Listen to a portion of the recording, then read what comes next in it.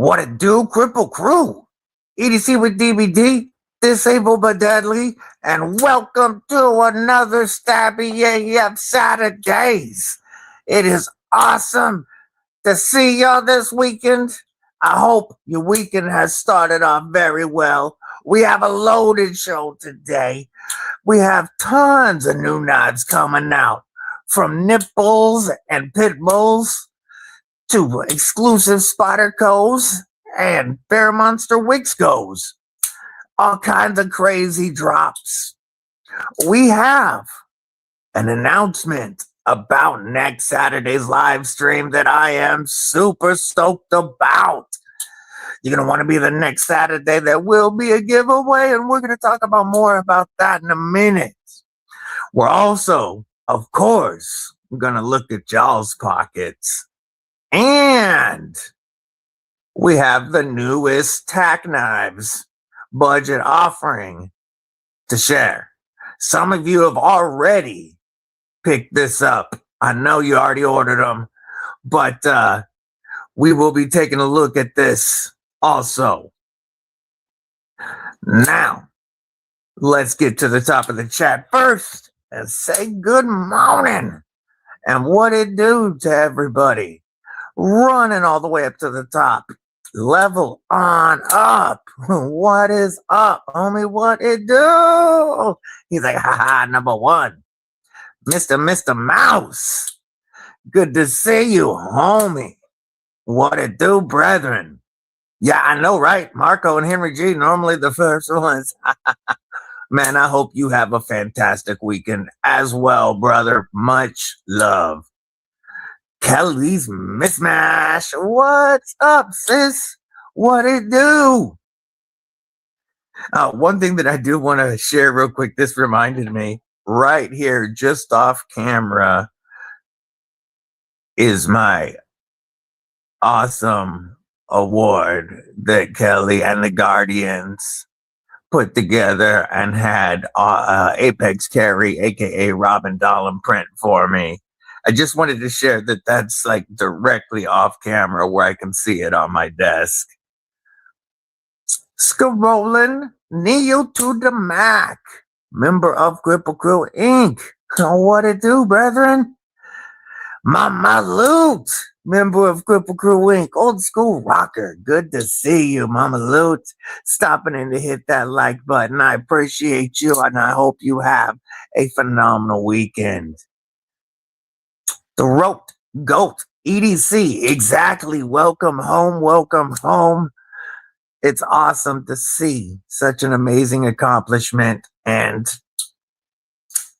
what a great, Easter message, I gotta say, while they was up in space. Hit the notify me too, guys. That'll be one more step to ensure we never miss an evil homie ever. True that. True that. Plus, if you haven't noticed, your home screen on YouTube, your homepage, is flooded with shorts. If you're into long form content or these lives, having the notifications on really helps try to ensure that you see them on your home screen. Without it right now, it's really hard to get a lot of the live or either the live or long form content you want to pop up. Gonzo, what did it do, brethren? Good to see you. Hey, brother, I truly appreciate that, Throat Goat. I just tried to give back a portion of what this community has given to and meant to me.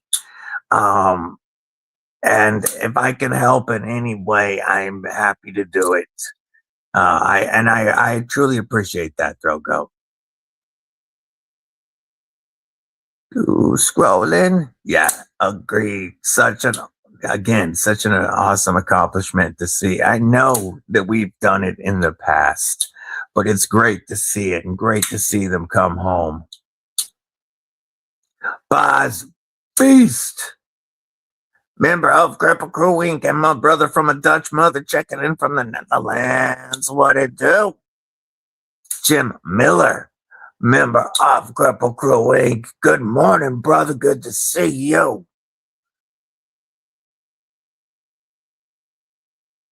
Yeah, let's go. There you go. What's up, Jay Wesley? Good to see you. He said smooth word to your mother, as philosopher Vanilla Ice once said. DKE was awesome and a big win for Geoknife. Sold the whole dude. That's dope, man. I know you, Drone. No, wait, Yurun. There we go, Yurun. My bad. And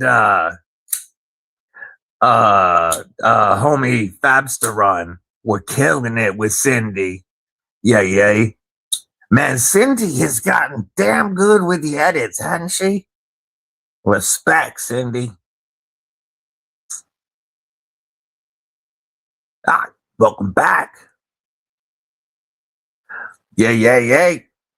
This was a gift.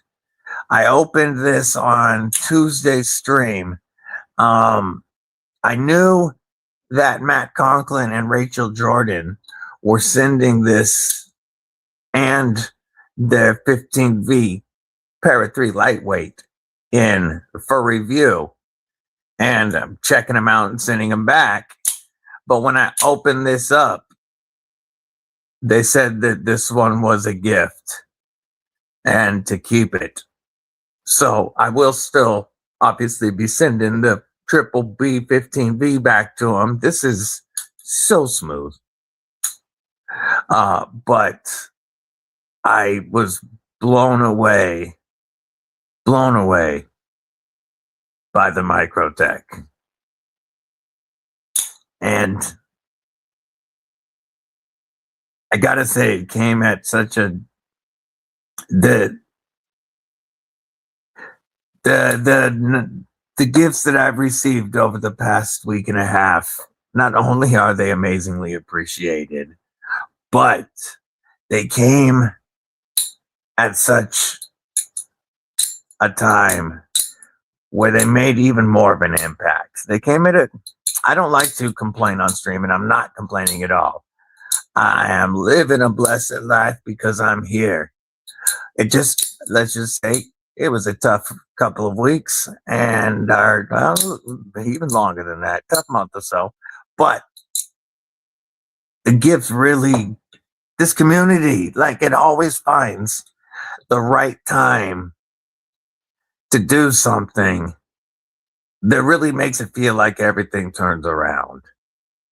And I'm not just saying the knife gifts or even my amazing ape fist from Sis Kelly White. I had it here so I can show it off. I took it off the bike so I can show it off during the stream. But I mean, even this, the showing up was so amazing. And this community always knows the right time. I appreciate y'all. Much love. That was a perfect time to mention that. I was planning on bringing it up the stream, but when you brought up the Microtech, that was a great time to say how much I love y'all.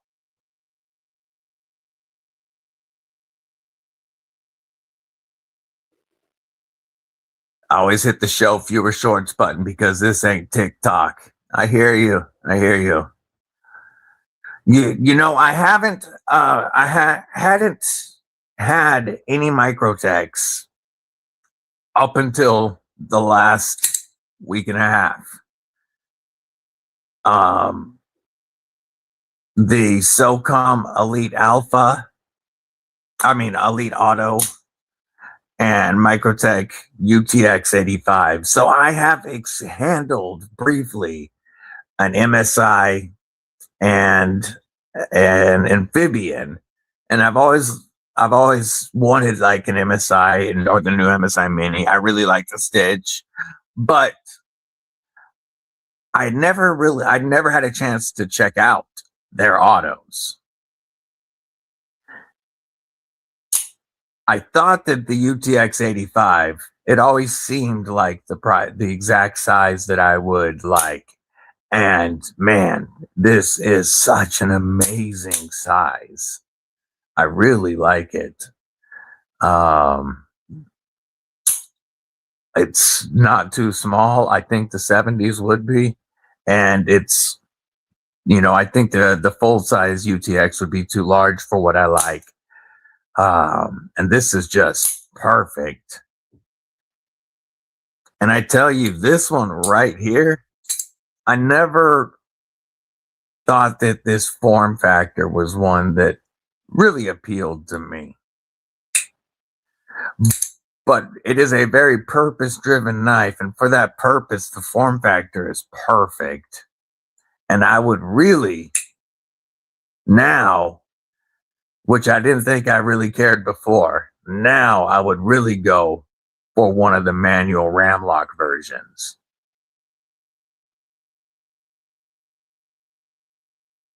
But yeah, I'm really looking forward to reviewing both of these creating videos with them because I haven't reviewed Microtech before. But yes, high quality knives for show. Mud, my brother and member of Kripple Inc. What it do? Good to see you. Coffee cannabis time. Yep. I already did my pregame. Same way. GST. Great Southern Tread Kill. What it do? Just saw Scott Carpenter splash down. This is just as cool. Oh, you saw Scott Carpenter. Got you. Yeah. Yeah, so awesome to have him back and to see what we can achieve. Super skunk. Yay.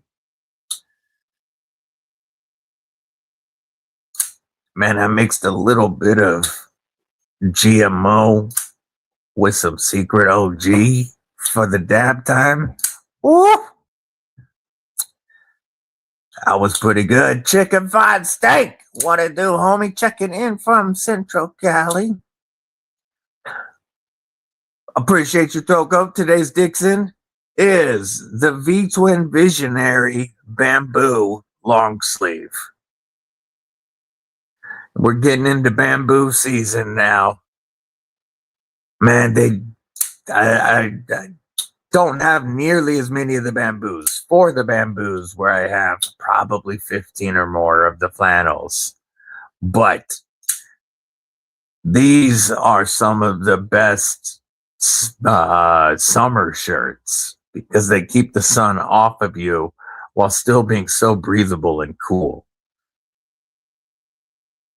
And I have zero affiliation with Dixon. I don't make anything. They're just, I wear them every day because they're my favorite shirts to wear. They're the most comfortable. They last forever.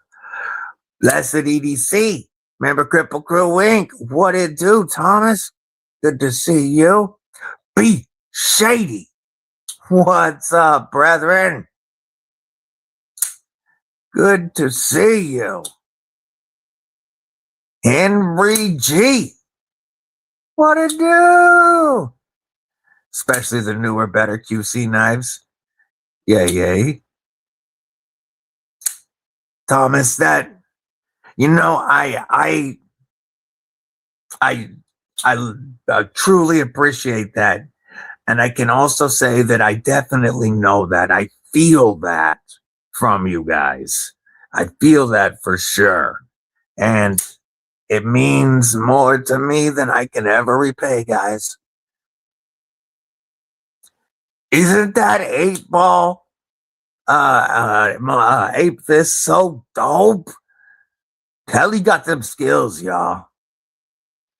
Be shady, rocking the pink guava and watermelon. Oh, gee, that's fantastic breakfast. That's like cereal. Fruit and cereal. Multiples, actually. I love y'all too. Hard times make good times taste like fine wine. That's for sure, beekeeper. Good to see you, brethren. Much appreciated, brother. Yeah, I know you've you've always been a big fan of Microtech. Microtech and Glocks have been a staple of Gonza's carry for a long time. And I know B Shady been starting to stack the Microtech as well.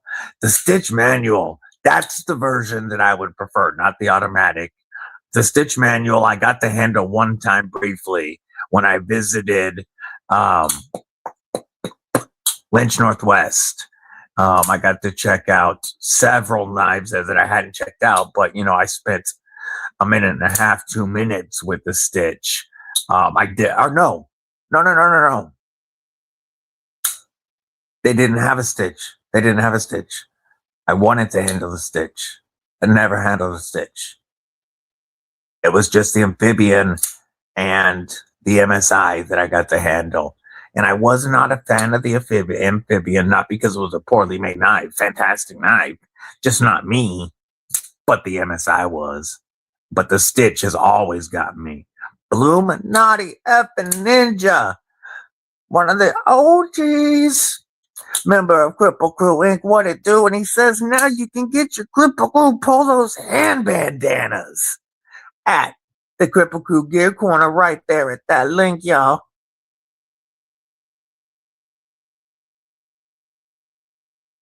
I have heard that. Ooh, be shady. The heat don't stop, brother. Damn. The Altai LUDT. The LUDT is one of those knives that would be cool to have because it's such a part of their history.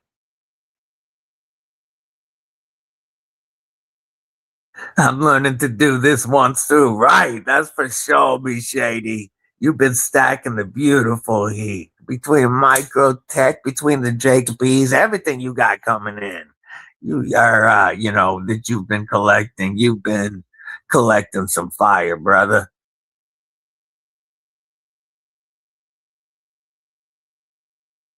Yes, the hardware thing. The only thing that I don't like that the body screws on this are T6s. Like, I don't get that because we have T8 pocket clip screws and like a T15 or a T20 pivot, like a massive pivot, T8 pocket clip screws and then T6 body screws. It's like, what the hell, homie? What the hell are you thinking?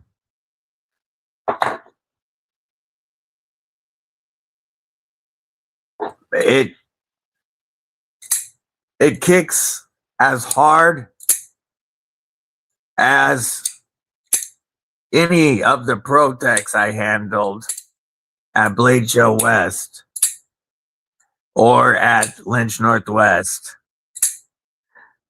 Like, one of the things that thwacked out the hardest with Protect was that runt. This has like that thwack power with so much more weight behind the blade. Let me do a 2-finger. Cover the knives. Like, it's got some fire to it.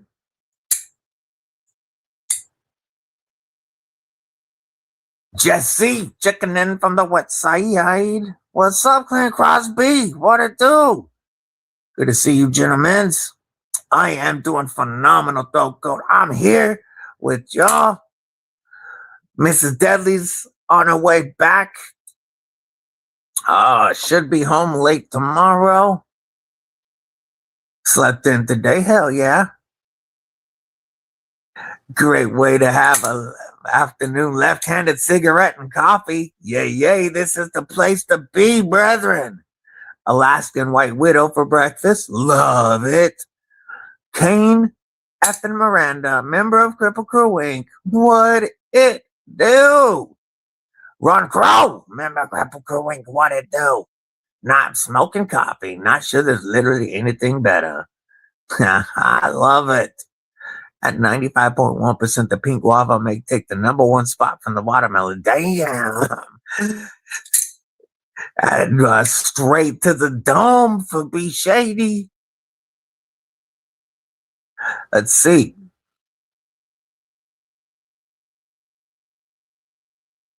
Man, again, very much appreciated, brother.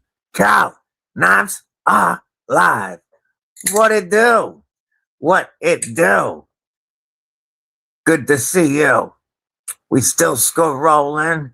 Joe Isabella, good morning, brethren. Oh, the Marfion side is definitely nice, but I have no complaints with the others. Yeah, those Marfions, though, yeah, they do. They are extra baller.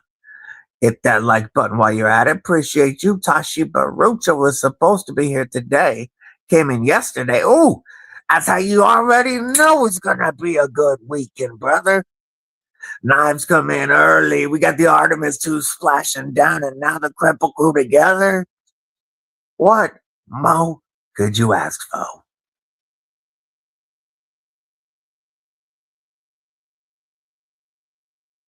Yeah, I know. I know. It is the only knife in the collection that I carry that is tipped down. I have one other tip down knife that stays in the collection because it was a gift, but I don't carry it. It goes in a pouch, and it'll travel with me because it's still very sentimental to me. But it's if it's being carried, it's being carried in a pouch, typically in my backpack or in my sling. But this is the only tip down that goes in my pocket. Would I prefer this to be tip up? Show enough. Do I make an exception for it? Yes. It carries phenomenally well because of the way it tapers this way and this way. It just slides into that pocket perfectly up against the corner, ready to go. And as I'm pulling it from my pocket, I can have my thumb on that button so that I can be ready to push it whenever I want. Now, would I carry it if it didn't have such a strong spring that you have to push down? It's already sunk to the level of this rim, and then you have to push it down. Woo, almost dropped that on the winter blade. Then you have to push it down a fair amount to release it, and it takes a bit of thumb strength. So it's not like just riding it as I'm pulling it out, I'm going to launch it. Even if I have my thumb all the way over it and press down, I'm not getting it unless I give it enough to really clear that. So it's the only reason I'm carrying this as a tip down. But it carries so well. I will say that. I still think tip down is the devil's anus of carry. I do. GMO root beer hippie calories time, man. Those root beer hippie joints. All right, the GMO root beer joints. They tasted just like root beer. They tasted just like root beer. It's crazy, so tasty. Apex Carry EDC, what's up, Robin Dollum? Yeah, man, the kickback. Good to see you, homie. Only tip down, I carry a couple of the Cricket M16s. Yep, old school with a good place in carry history. Oh, show. All right, we're actually caught up on the chat. Hell yeah. J1 Doobie, what's up?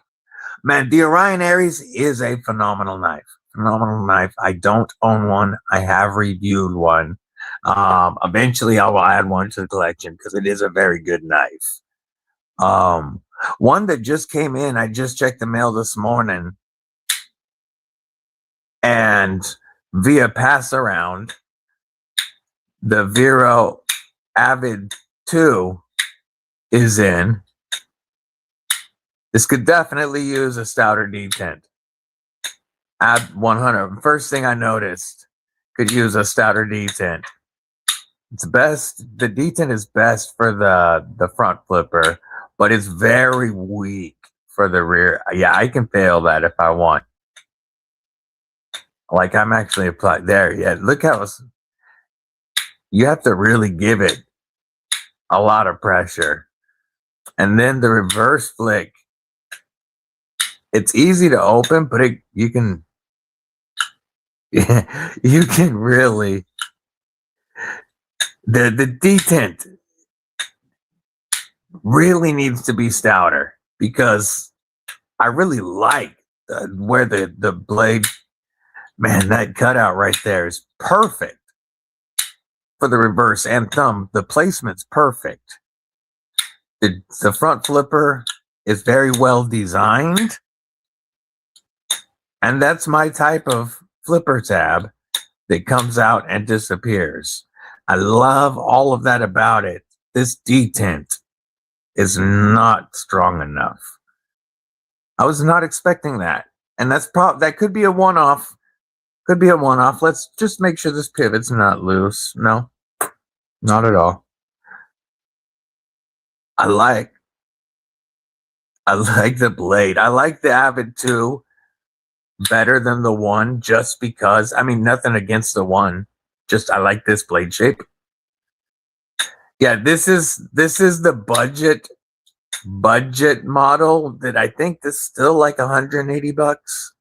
I haven't looked it up because it just, man, you can really fail that if you want. Or it can, I mean, not even if you want, but if you don't give that enough pressure, it's easy to fail.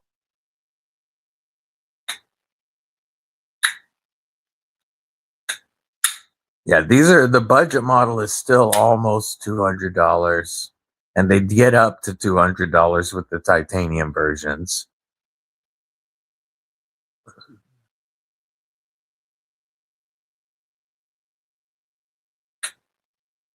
And then, before we open the new Tac Knives, what is up, Jake? Good to see you. And we are still going to take a look at Cripple Carries and Cripple Critter pictures, so don't forget to send those to the Instagram. I want to talk to y'all about next Saturday. And I'll probably repeat this later in the stream just so people know. But next Saturday, South African Saturdays return with big homie Johan Jordan coming to visit us. Designer of such dope knives as the Pickled Steel, Warhog, Artisan Cleo, Kaiser, Quaken, Kubi Gurkha, Kubi Dio, and the Tenable Heron, just to name a few. He has been absolutely prolific since the beginning of 2025. He's coming back to join us for the first time in months. We're going to talk about everything he's had dropped since the last time we saw him. We're going to talk about what's coming up. Maybe get some sneak peeks. Maybe get some sneak peeks. He's done snacking. Is he still live right now? Yeah. And can we also say that 98% of the rose gold isn't gold at all, but also another brown? It looks just like this, but I like the color. This is a blade finish that I enjoy. But big homie Johan Jordan will be here with the Kripple Crew, and during that live stream, we will be giving away this awesome heron from Johan Jordan and Tenable Knives. Tenable sent it for you. Mrs. Deadly, she claimed this satin version with the like gun stock diamond milling G10. Mrs. Deadly claimed the G10 version, or not satin, but stonewash. But we will be giving away this awesome diagonal milled aluminum and copper dune. Jay Wesley's favorite words, copper dune finish. Aaron, with the designer on the live. Y'all can ask him your questions next Saturday morning. So stoked for that. South African Saturdays are back. Well, we got to use this knife for this one. Edwards. Ed Durbin, member of Kripple Crew Inc. What it do, brother? What it do? By the way, less than half a dozen satin variants of the Glideman DBD are left. Only $99 after code DBD, and there's less than half a dozen of this variant left. These have been selling well also. We did make more of the DLC than the satin. You can see the logo better. These are going, the stock is getting lower also. Only 111 after code DBD, but less than half a dozen satin variants left, folks.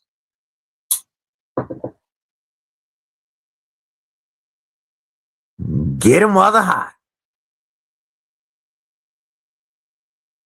Man, Johan Jordan is such an awesome homie. I had him the first time he ever went on a live stream, which is, I'm so appreciative that this channel has been the first live stream for a lot of knife designers and knife makers, not just from South Africa, but a lot of South Africans. Johan Jordan was the first, pardon me.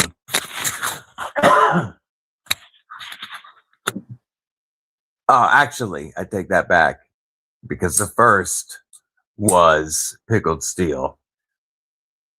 But Johan Jordan has been with us multiple times, and I wanted to talk to him after the Pickled Steel South African live, because I've always loved the Pickled Steel Warhog. And at the time, the Artisan Cleo was on the way, his second design named for his wife.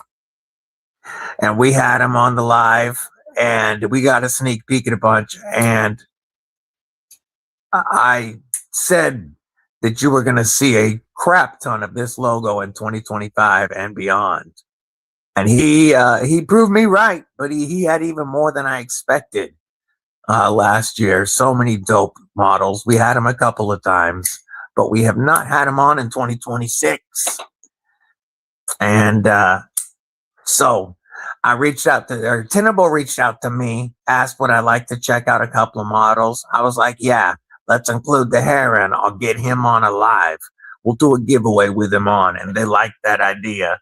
So, and of course, I reached out to my homeboy and he was down with it. So we're going to have fun. We're going to have fun. Cicero! Breaking in the new chainsaw until the rain set in. Yay. Member of Cripple Crew Inc. What it do? I'd have to buy, just let the wife, hey, you know, she will get over it. You do know that. And, you know, from experience, you know, she'll get over it at some point. Especially if you admire a little something when that comes in. You know what I mean? So it's not just something for you. Get something for her too. You could actually get two of them. You could get two of them and say that they are so special that you wanted to do a his and hers. You were gifting her a piece of history, actually, a collectible, a limited edition, first run. You were gifting it to her for her protection. You had to get one for yourself as well. We're getting there, dude. I tell this for the baby. Cole Bunny ordered a Medford S7 Machete. Oh. Nah, he just loves machetes and big blades. That's for sure. Oh, you were talking about this one, 38 cubic centimeters. We got 31-inch bar, port of the intake and exhaust. Yeah. You throw some LEDs on it. Yeah, I hear you. Let's go. Wife says I deserve nice things and I earned it, and she's no help at all with my self-control. See, then that's when you just pick up a second one and one for her, while you're at it.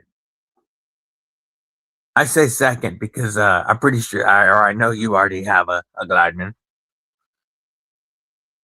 So, do you guys want to do Cripple Carries first? Or do you want to look at the newest model from Tac Knives? I haven't even cut it open yet. I'm waiting for y'all. Tac Knives or Cripple Carries? What do we want to do?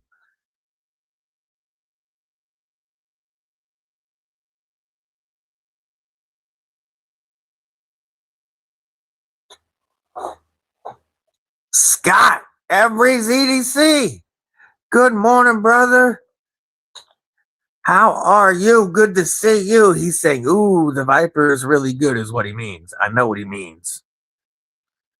Yeah, see, I knew what you meant, Aries. Good to see you this morning. Hope you're having the afternoon for you. Hope you're having a killer weekend so far, brother. Yes, we got the Viper right here. Ready to show y'all. You know what? Before we bring out the Viper,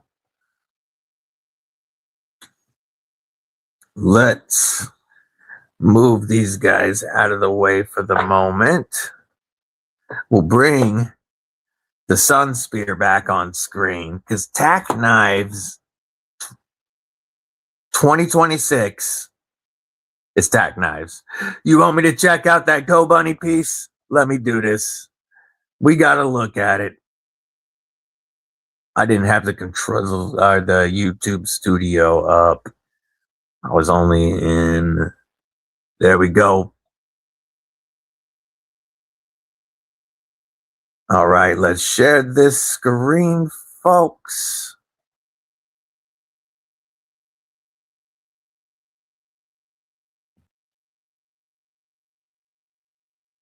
Oh, it's a Marfione Wakazashi. You know it's nice when she's got the gloves out, folks. I have her muted because I'm not trying to steal anybody's content. I would skip ahead a little bit if I could. I just want to see it.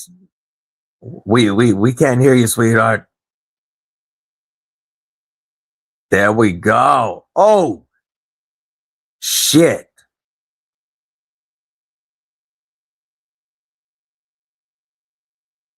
Oh.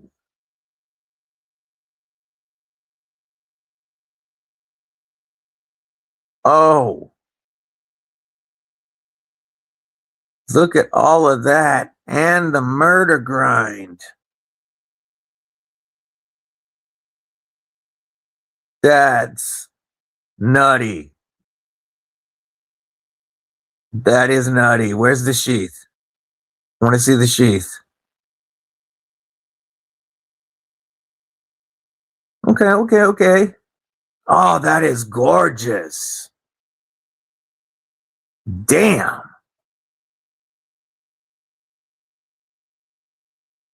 Tac Knives didn't carry. Yay.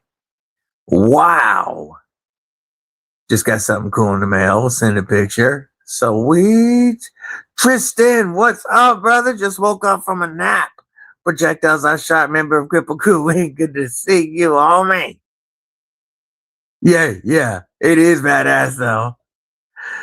You know when she got the gloves out.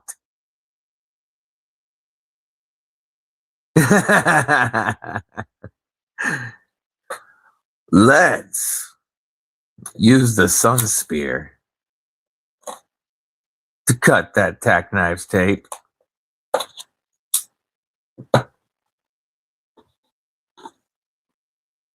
Ooh, ooh.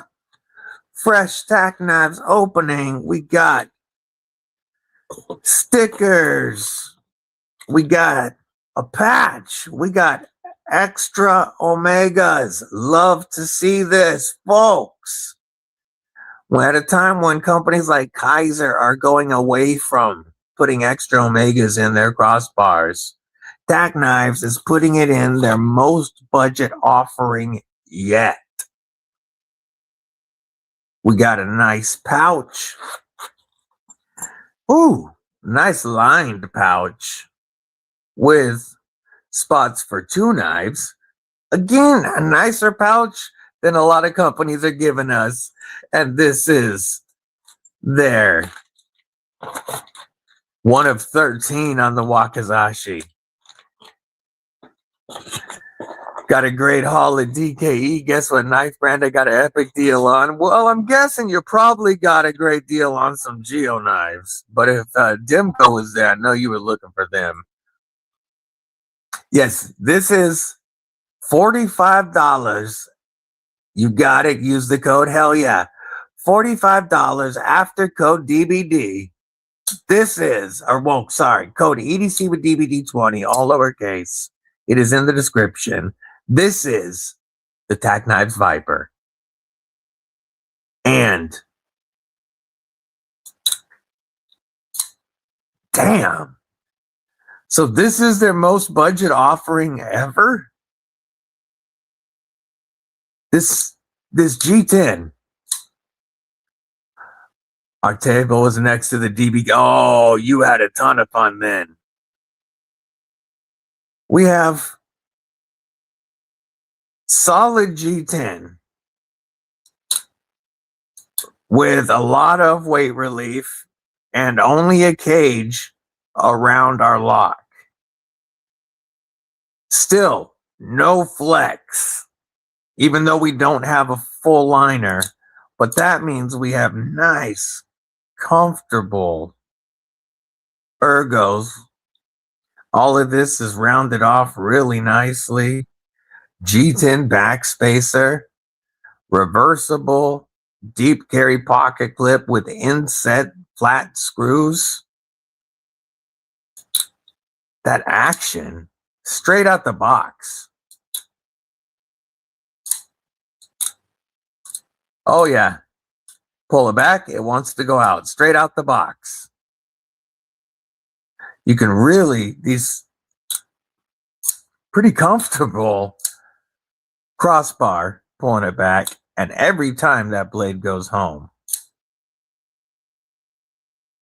Ergos with that finger choil, phenomenal. All the jimping, almost got me.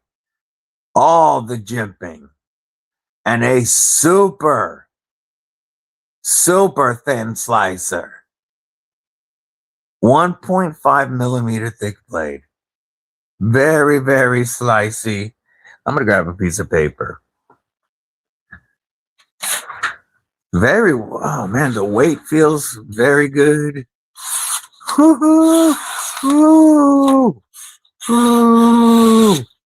Let's go slow.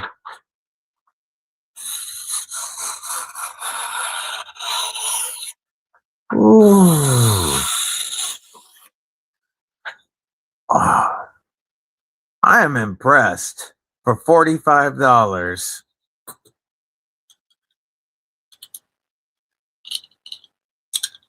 And at the moment, my only complaint is T6 body clip screws. But my $300 SOCOM also has T6 body screws. So that is wild. That is wild. What is up, sexy? Appreciate you stopping in and saying stab that like button. Love you, baby. Yes, I can't wait. You'll be home soon. I miss my Mrs. DBD. Ordered the gray and on sale the flash with a flashlight. The code was still only $60. That's dope. I know a lot of people have crossbar fatigue, But have you felt some of the more recent crossbars? The first one that comes to mind, I guess two. Of course, the river lock on the Rev B feels amazing. And the Noxes has quite possibly the best crossbar action ever. And the best crossbar detent I've ever felt. Those both make me really enjoy carrying make the crossbar lock feel nice. I don't like when a crossbar lock feels spongy or even has too soft of a pull to me. This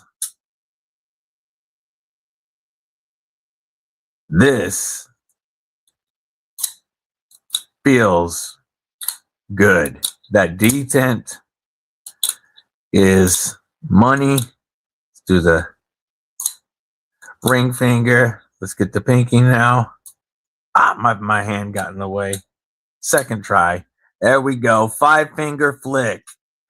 Not always possible with a crossbar because of a spongy, mushy feeling, and this doesn't have it.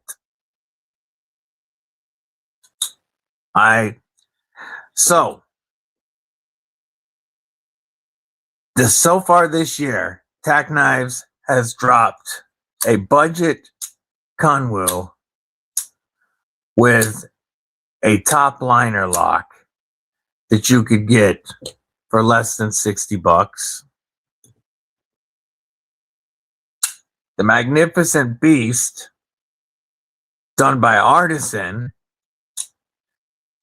an awesome thick boy liner lock budget version of the Unnamed. And now a Tac Ray OEM'd super slicer as their least expensive knife ever, absolutely destroying a lot of the budget competition just by feel for less than $50. I am very impressed with what Shane is doing this year. I do get that a lot of folks have crossbar fatigue, but there are crossbars that have been bringing me back. Everybody in the booth got poked or sliced except you. That's expected at a show, pretty much.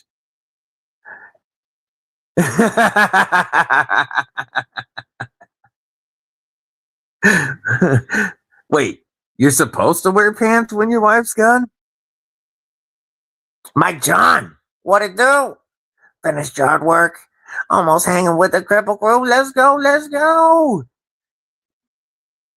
Yeah, I have decent T6 bits. I'm just calling everybody out on it because everybody should be using T8s by now.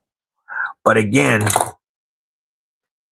less than $50, I can't give them too hard of a time when Microtech is still using T6 body screws. William Hornbostel, what's up, brother?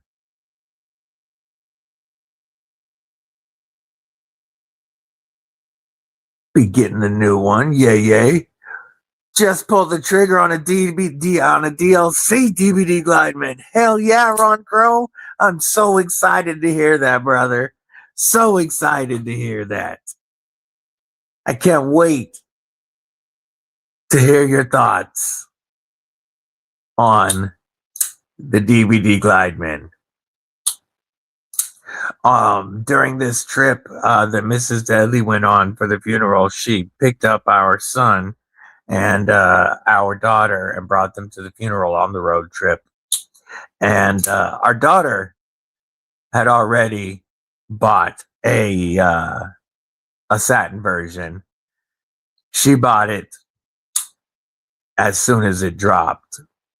And Mrs. Deebs had her version, but we picked up one for our son for his birthday and she gave it to him on the trip. And he was one who disliked my Ultim collection. He never understood why I liked Ultim. And then he got his DBD Glideman in hand. And I guess he really digs the Ultim. Only crossbar I have experience with is the Ozark Trails Glacier, but it's my fidget master. Is it snappy? A good crossbar lock can be very, very fidgety. Robert Willoughby, what's up? Almost got that gray, was back and forth. Such a good looking knife. The Sun Spear looks awesome too. He is doing another drop. So he's doing another budget drop of the Sun Spear. And there's going to be some new scale materials, which is exciting to me.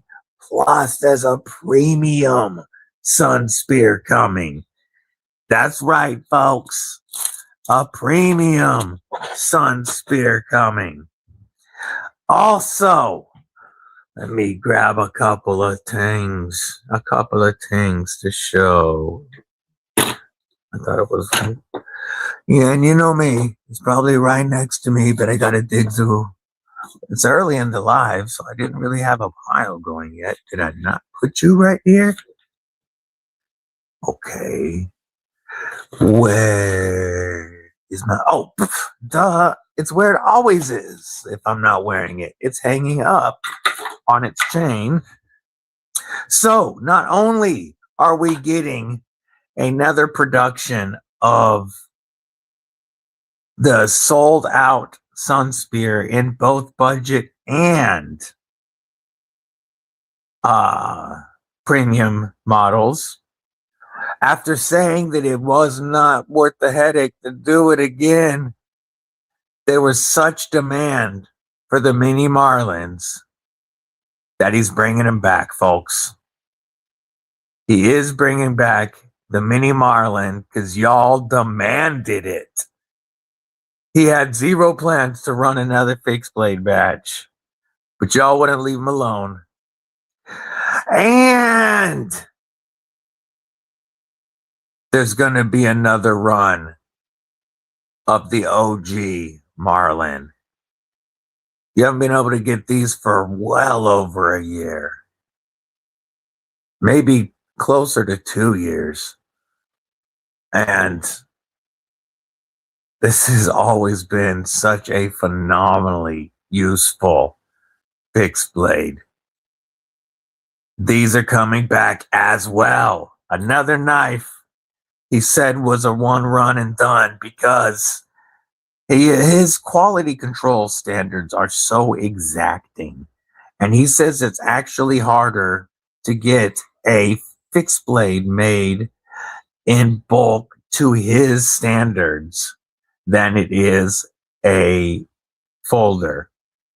So I wasn't expecting them back, but he's bringing them back.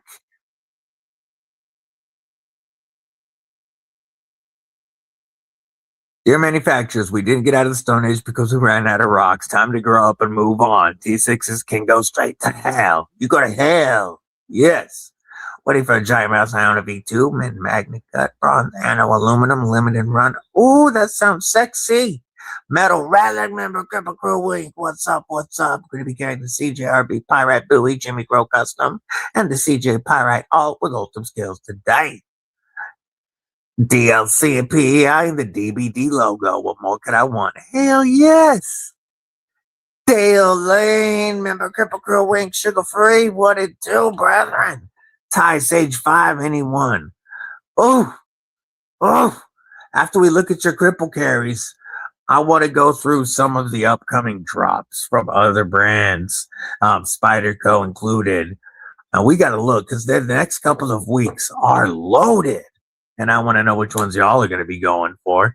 We'll do that in a moment. Kurt White, good to see you. Scrolling. I don't have the dates yet. When I get them, I will let you know. Have a killer day, my brother. Much love. I will talk to you later, Mud. The green-handled fixed blade is the original Tac Knives Marlin.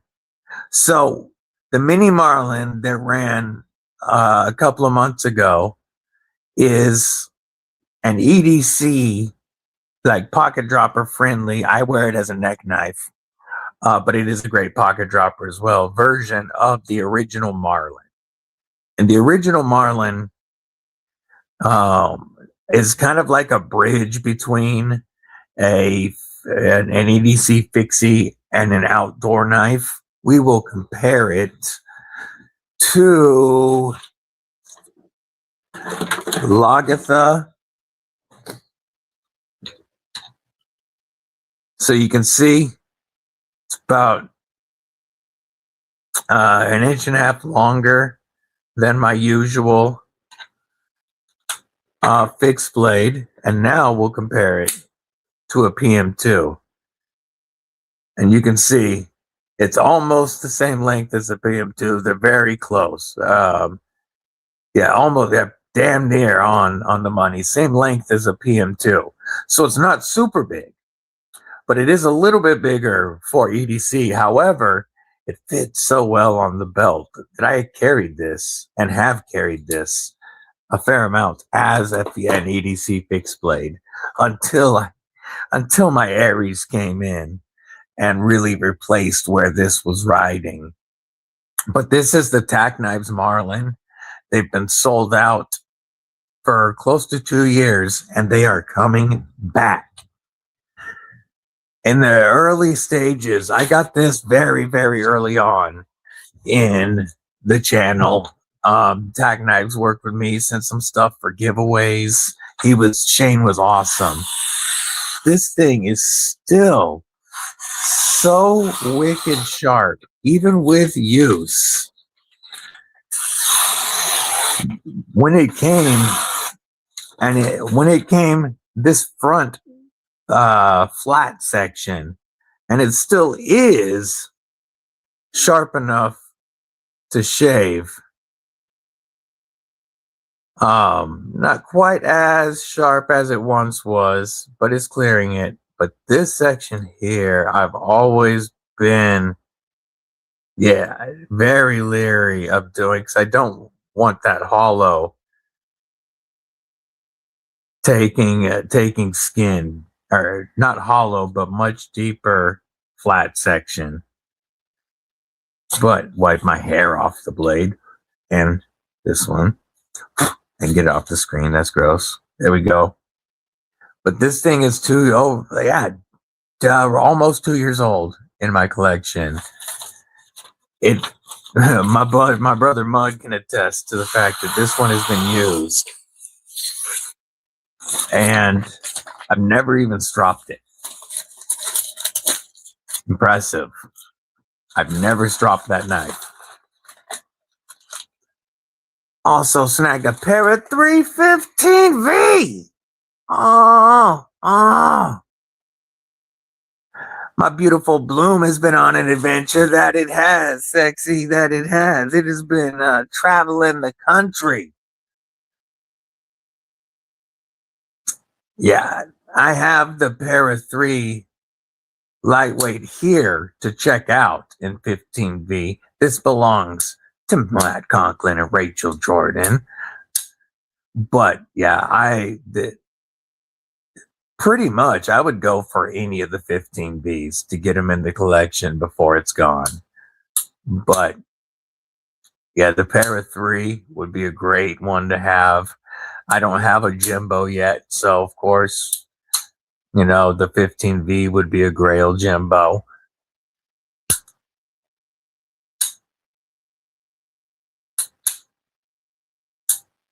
The premium Sun Spirit. Oh yeah, it is going to be dope.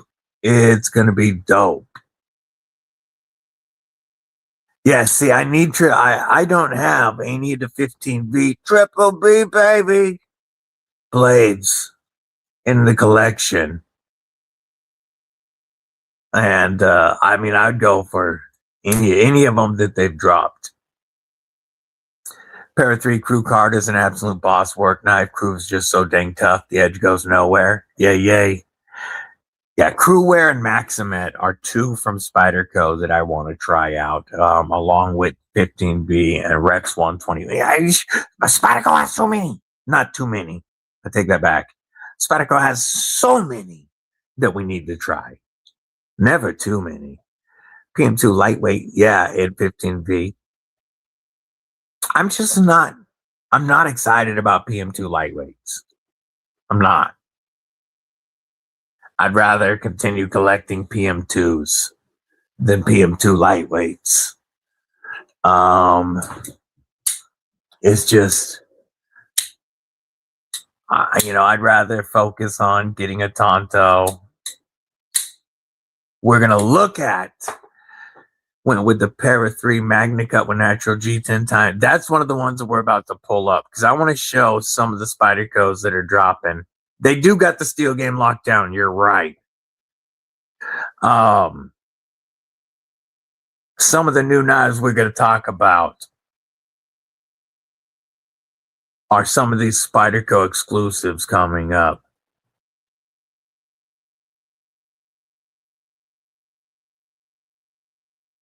I'm pulling up a couple I want to share.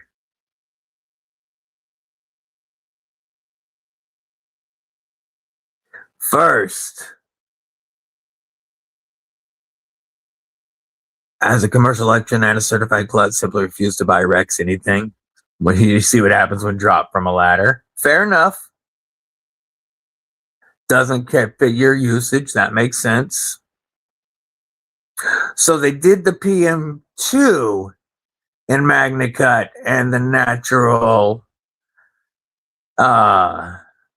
G10 with the diamond cut. And now they're dropping a Para 3. You can get it, or not dropping, you can get it right now. The Para 3 in Magna Cut and G10, natural G10. You already know my disappointment with the Natty G10. I really hoped it was going to be info. Whoops, I hit stop sharing when I didn't mean to.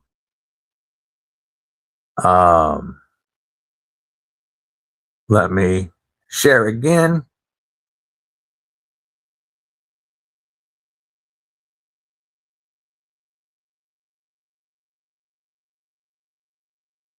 Here we go.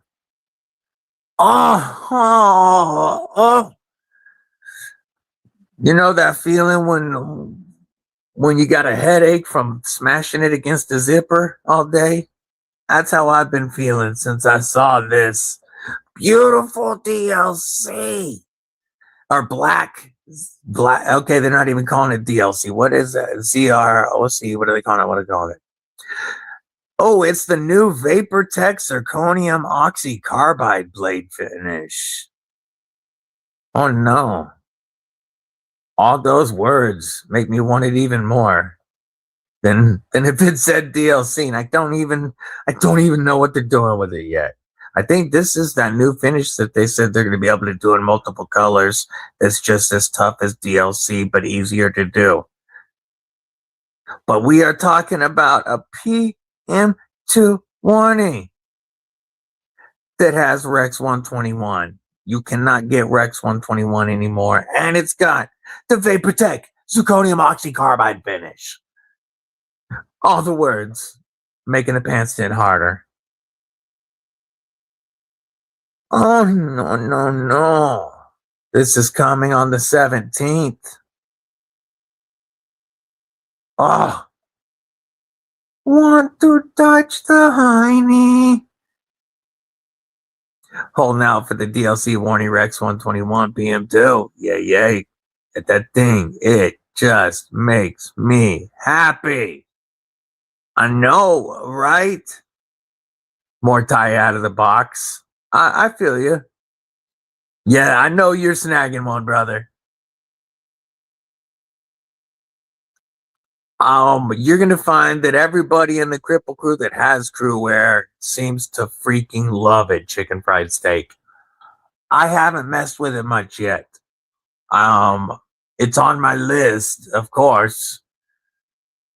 But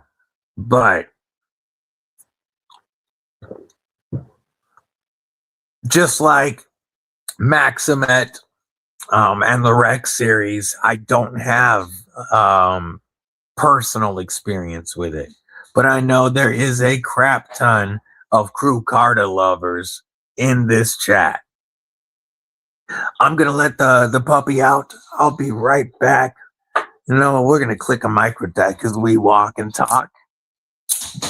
We about to pull up them Cripple Carry, Cripple Quitter pictures, and then look at some more of the upcoming drops, like nipples and pit bulls. All that nip L looking so good, aka the nip large. I'm really looking forward to the nips in the future as well. The nip S, aka nip small, or the fixed blade stiff nips. Stiff nip. Really looking forward. Stovepipe may be your last one. Honestly, could have been happy with McBee and Stovepipe. Nothing else. Used to think they were ugly. Then I got a police four lightweight in hand. Yes, you know, it's like it's what he says about the designing for the dark or designing for the lights off. However he says it. When I always thought they were hideous. Seeing them online, seeing people review them, I thought they were hideous. And a couple of the channels that I really, we'll take a look at that. Yes, 100%, Tristan. You know, like channels like G-Ball would talk about how they weren't fans until they got them in hand. And then Father's Day a few years ago, before I started the channel, I stopped with Mrs. Deadly and the Deadly Daughter at a Cabela's or Bass Pro, one or the other, and they had a PM2, and I got it in hand. Trevor Thomas, what's going on? Benchmade CRKT are your favorites, but I've been thinking about getting a Spyderco Para 3. I know the PM2 is supposed to be better. It's not that the PM2 is better. I wouldn't say that at all. I would say they are both phenomenal knives. Get the one that fits your hands better. Get the one that you're going to carry. I think that now this is a lightweight. It's not as I don't, you know, I do like the full liner versions, and you know, having two washers. But even the lightweights are awesome, and they do break in smoother. Because look at this one. But I don't think the Para 2 is better than the PM2 is better than the Para 3. And I don't think that the Para 3 is better than the PM2. I think they're both fantastic knives. You get the one that fits your hand. You may eventually get another in the future, and then another and another and another.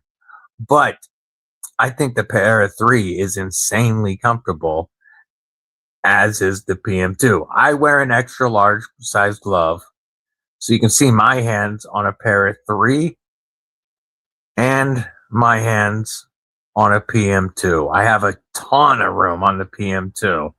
It's like definitely room for 3X gloves. And this Para 3 fits my hand like it was made for me. It was like I went into a dark room, grabbed some putty, and molded it to my hand, and then put a blade on it. So I would recommend, if you think the Para 3 is a better size, get the Para 3. The Magna Cut's going to be awesome. You can get that one that we were just showing, and I'll share it again one more again. It is available right now, but This run will sell out, I'm sure. They have the pair of 3 in Magna Cut with the Natty G10 right now on Blade HQ if you wanted to get a sprint run version. But whichever pair of 3 you end up going with, I'm pretty sure you'll dig it.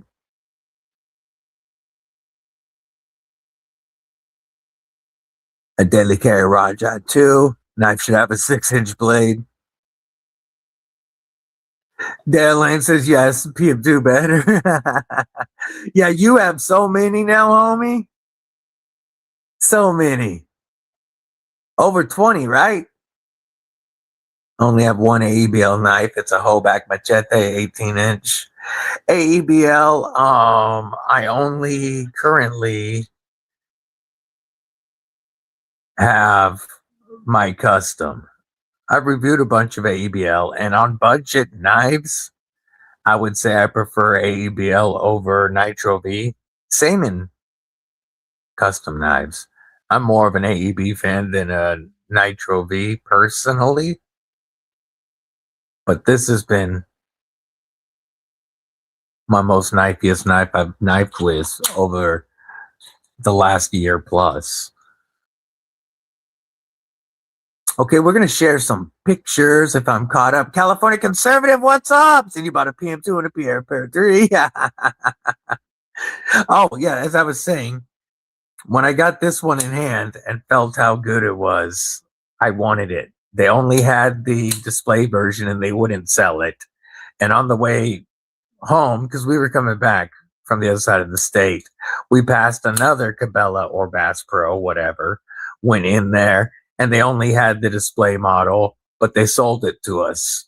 So Mrs. Deadly and the Deadly Daughter got this S45VN for me for Father's Day, had the digital camo. The first thing we did when I got into our Jeep is I took off the pocket clip and flipped it to tip up. And then Cerberus had a brief run of custom Ultim scales that were available exclusively through River's Edge. And I got the frag pattern. So these are USA made, got the Lynch Northwest. And this was the first knife I put Ultim on. And ever since this knife, I have understood the Spyderco designs and I've fallen in love with them. And now they're attractive to me. Like, these are some of the sexiest knives to me. Been rocking a CP and Fullmatics too for 2 years now. Yay. Yes, you can dye the G10 to any color you want with that Natty G10, especially because it's so translucent.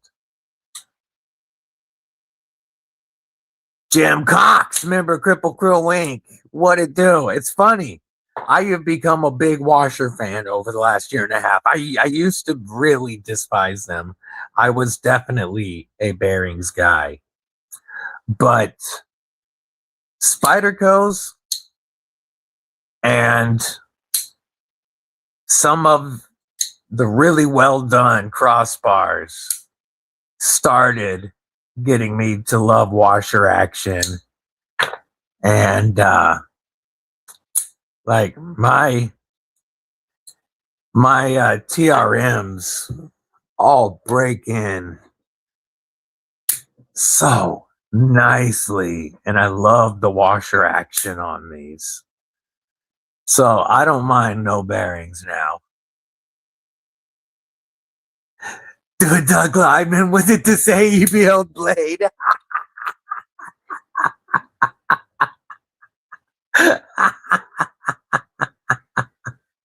Oh, I love it. Matt Conklin, member Cripple Crew Inc. It's coming back this week, brother. It's coming back this week. I truly appreciate you allowing me to check this out. Hey, Trevor Thomas, have a killer rest of your weekend.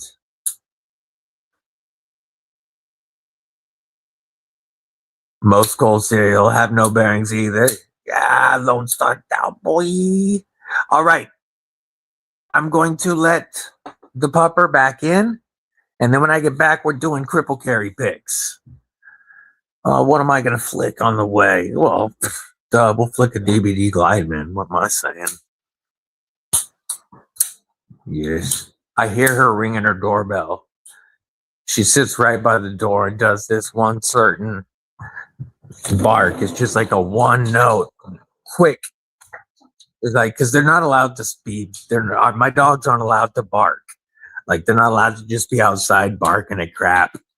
There has to be a reason. So her doorbell is not really a bark. And it's quite amusing.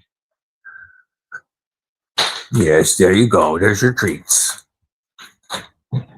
Oh, pretty girl. I'm still live, pretty girl. So you can eat or you can come lay down.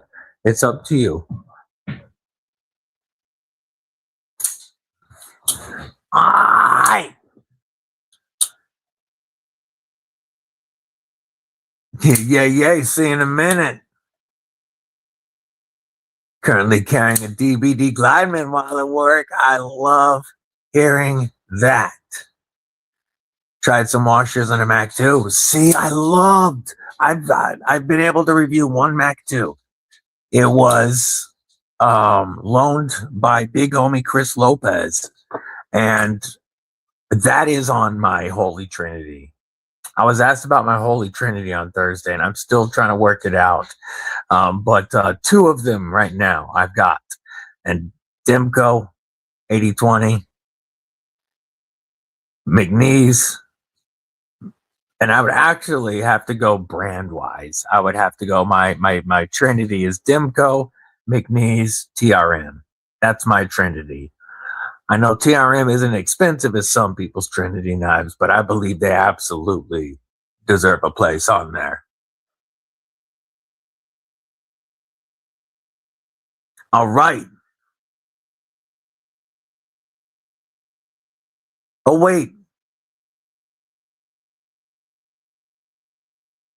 The Mac 2 that I got to review, I can't remember right now if it had washers in it. I may have misspoke at least on that part. That one might not have had the washers. I don't remember how Chris Lopez had his set up, but I will say that I still loved the knife, however it was set up. And I need a McNeese. Bulldog Smith Farms. What's up, brethren? Yes, and it's not hard to teach. Dogs want to learn, but they're just like a toddler. You have to teach them what they can and can't do. And I teach all of my dogs that they are not allowed to bark. My dogs won't even bark at the squirrels that they go out there, and the squirrels mess with them in the tree all day. And, they'll run back and forth in the yard, but they won't bark at the squirrels because they're not a threat. When somebody's coming to the door, they'll bark once, like not even roar, roar, roar, but like a roar to get my attention, and they'll chuff a bunch until they know that I know what's going on. So they'll bark to alert me for certain things, but they're not allowed to make noise. They can talk. They can talk to me when they're playing. That's different. Yeah. I can't stand when people let the dogs just bark all day long.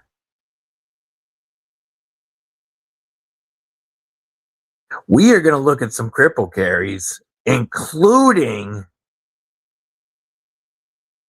an Aries EDC banger that you can get right the heck now.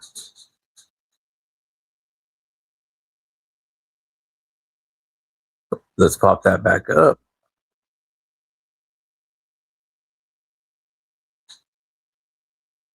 We're going to start with the Aries EDC that you can get right now.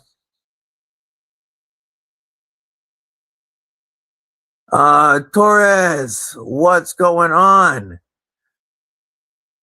Saying what's up from Spain. Welcome. Now, after that message, please English only. I don't speak Spanish here, but I understand what you said, and I appreciate your greeting. Welcome to the Kripple Crew. Yeah, like train your dogs. Yeah, I love pit bulls. Pit bulls are my favorite breed. And have been for a long time. I won't live without a pit bull. And they are the best dogs in the world. They just need training. Okay, all dogs can be the best dogs. They're all good doggies with good trainers, but pit bulls are people pleasers. Let's share this screen. Who wants a very rare Aries EDC Crow? This is Lagatha's big brother. Made by our brother Scott, Aries EDC. Look at those beautiful scales. You got that gorgeous blade. Very well taken care of. Very little use.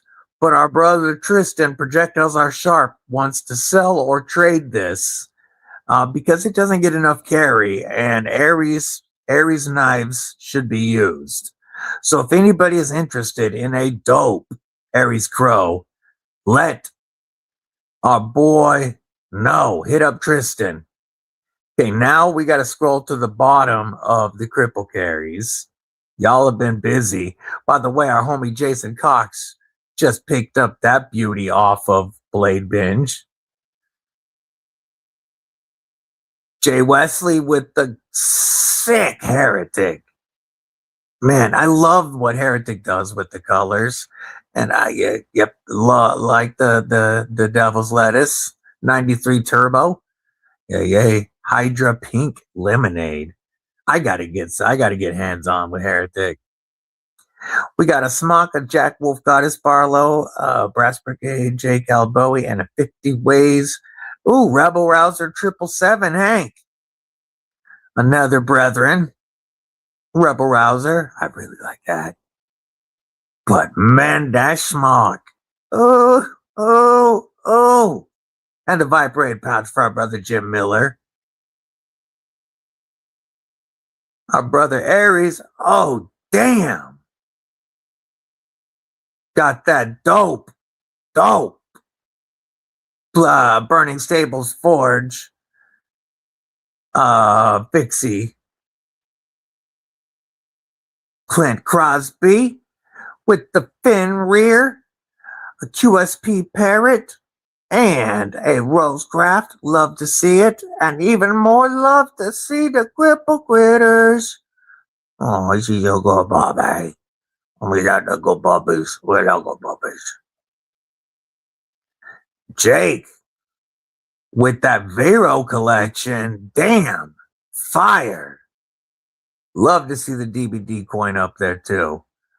But that is some fire from Vero. Robin Dahlem, Apex Carry. Ooh, look at those skinny scales. Titanium backspacer and pocket clip on that beautiful pair of 3. How do you like the skinny scales versus the ergos of the OG? Because I actually love the hump. It fits my hand well, and so it makes me leery of skinny scales. Mrs. DBD with her beautiful Aries EDC on the old wagon artwork. That is really cool. And, ooh, looking good. Aries on the road. Love it. Beautiful shots, Mrs. DBD. Matt Conklin. Oh, I love those ears. I love those big old ears. He's a good puppy. Boss Beast. Oh, getting a new clip for the 8020 tomorrow. Love it. I like the DB cake one. You got homeboy Fab's pry bar. And today's carry from Tristan is the Freightin' Extrovert and the EMP Nimble XT. Absolutely fire Cripple Carries. The Kripple Krew has the most stacked pockets always. And I love to see it. Now I'm going to scroll up a little bit, catch up on the chat. Let's see. Pit bulls are my heart. Yes. Think neutering dogs can give them anxiety.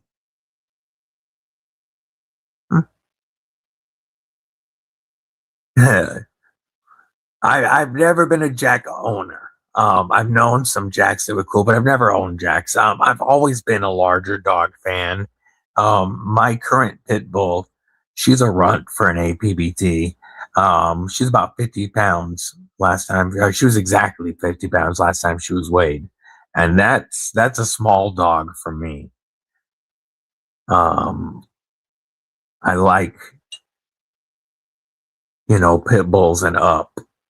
It's just me. EDCrV2.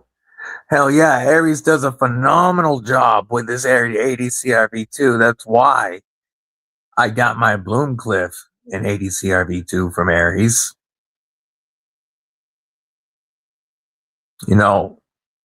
Fixed blades. Whoops, you're a good boy. Don't be that close to the chair, dork. You got to give my wheels room. Daddy been moving. I love you. Oh, are you trying to say hi? Are you trying to say hi, buddy? Yes, coming. Oh, yes, he's a good boy. Oh, he's a good boy. Yes, right there. Right there. Yeah. Oh, love you, buddy. Do you want to shake? Yeah. No, you want to lay down and get love? That's what you want? Oh, he's a good boy. Yes, he is. Right there. Get that off the screen. There we go.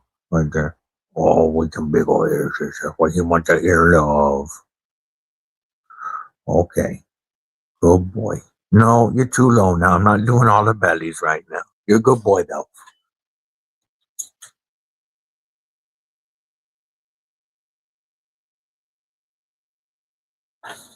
I had gone too long without talking to him. But yeah. EDCrV2 from Aries. Ooh, a custom heat treat on it. All day long, people. All day long.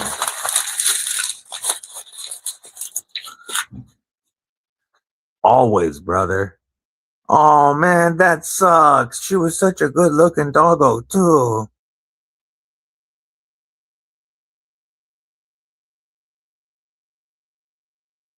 Yeah, see, that's the thing.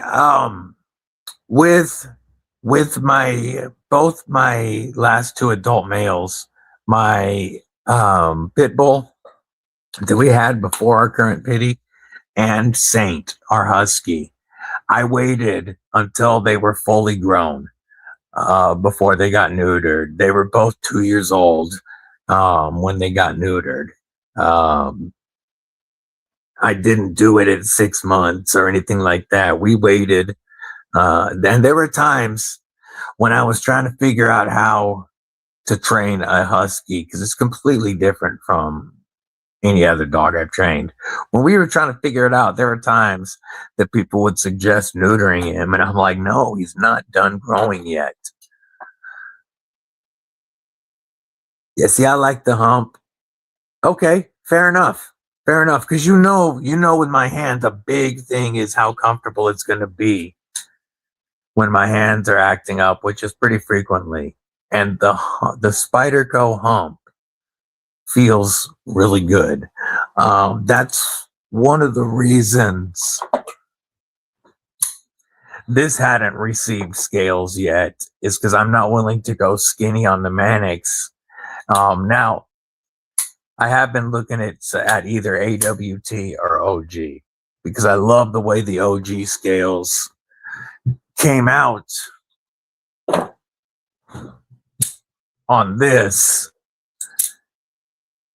But I'm also not a fan of waiting, 3 to 5 months to get my scales. So I'll probably go AWT aluminum without the skinny mod. And then a Lynch Northwest clip, of course.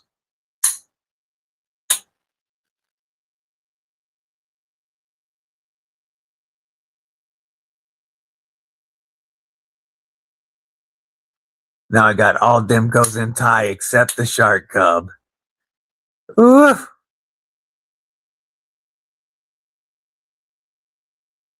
Have the 8010 Dimco Titanium 3B, that gorgeous blackout. I used to dislike small dogs. Then fell in love with little bastards. I don't dislike small dogs. Like, I love dogs. I don't own small dogs. I'm not a small dog person. I'm a big dog person, and it doesn't have to be big. Like, I grew up with golden retrievers. And then I love pit bulls. They don't have to be massive like my husky, but I do prefer large dogs. Like, I love mastiffs and big dogs and all the bully breeds. I'm just not. For me, the smallest dog that I want personally is I would love to have a miniature bull terrier. That's as small as I would go. California conservative, I have been absolutely thrilled with it on this knife. And their M4 consistently tests out at the best HRC on the Steel Hardness Lab website. Spyderco is doing info right. I've had this knife for nearly 2 years since a trade with Brother War Room brought this into my collection, and I've never sharpened the M4. He had not sharpened this M4, and helps if I hit it right. I can absolutely recommend their M4. I've never dealt with it without the DLC. Now, I have one other blade in M4, and I'm quite certain it does not test out at nearly the HRC of Spydercos just because it's bench made. And this is a factory edge that's been barely used at all. It's a very toothy edge, which is probably good for M4, but it is not a smooth factory edge. It's got a bite right there. This this needs to have a better edge put on it. But if I was going to recommend any company's M4, not that there's a lot of people using it, but if I was going to recommend anybody, it'd be Spyderco. Yes. Gotta hug the puppies. Yeah, he's such a good boy.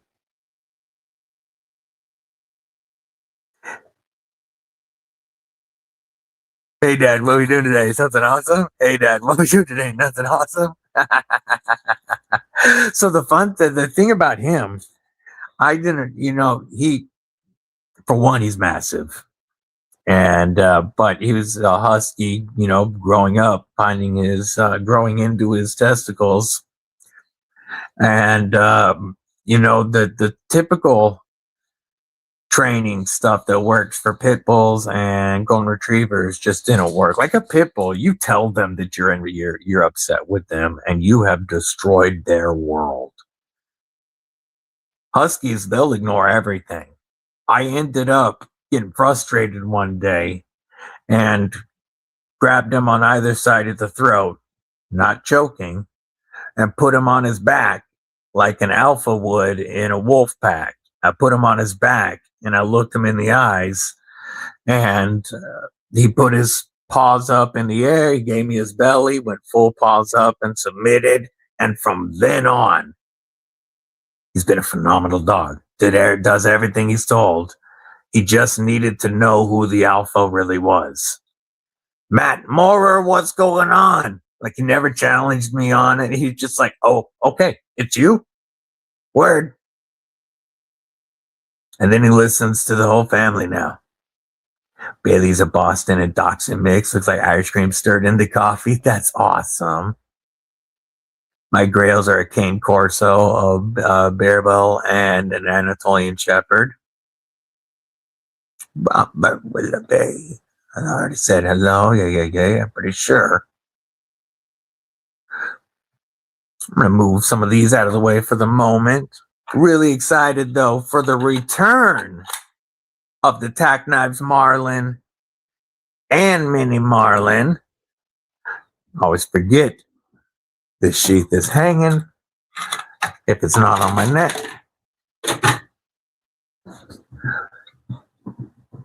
Tac Knives is going to dominate budget knives this year. They already are just insane what they are doing. I want to share a couple of other knives.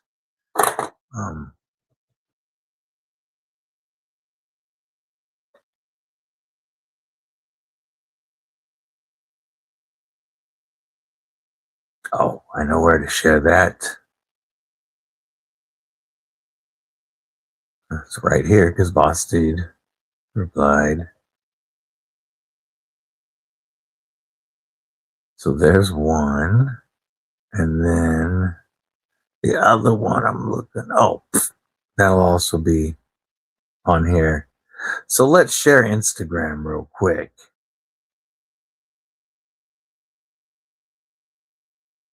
No talking, no touching, no eye contact. This is the Vosteed Nip L. No, that's not what I wanted. Go to Vosteed. Just do what you're told. The Vosteed Nipple or Nip L, aka the Nip Large, a full-size version of the Nip from Vosteed with the top liner lock. These look freaking awesome. I love that blade. Also, no, we won't do it there. We'll do it here. Search TRM.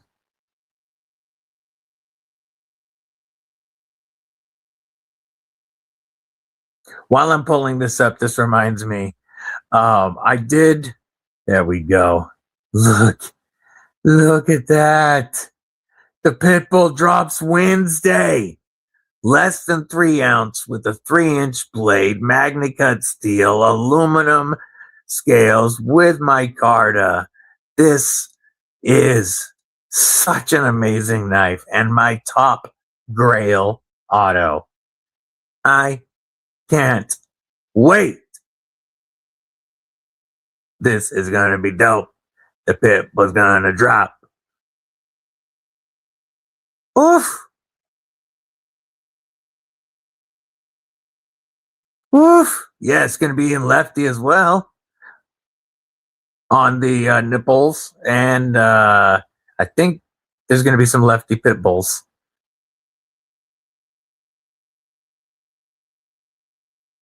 Just wiggle butt. Like she's a great dog. She's very spoiled. She is a lover, and she'll do whatever she's told. But when it comes to like playing wrestling, she has to initiate it. It has to be when she wants to. If you attempt to initiate it, then she's just going to act like you're abusing her. And then she'll turn around and attack you 2 hours later. But if you initiate it, then you're abusing abusivant.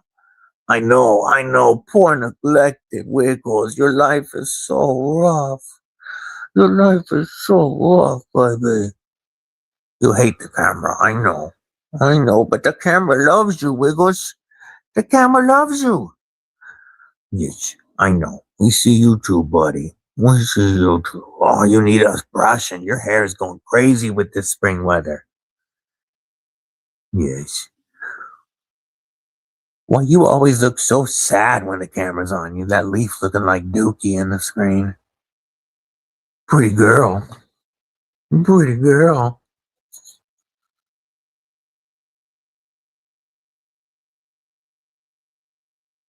There we go.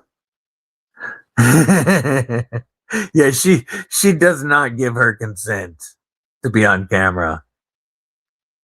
That's for sure.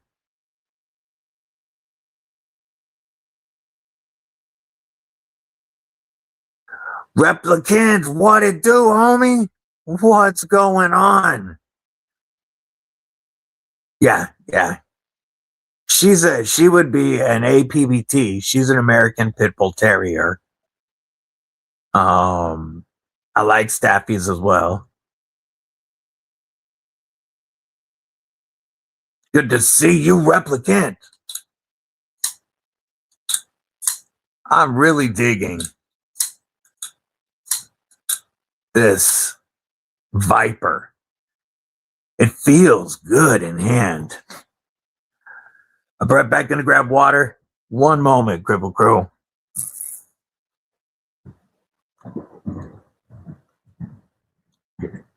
It's gonna be loud. I'm gonna cover the mic.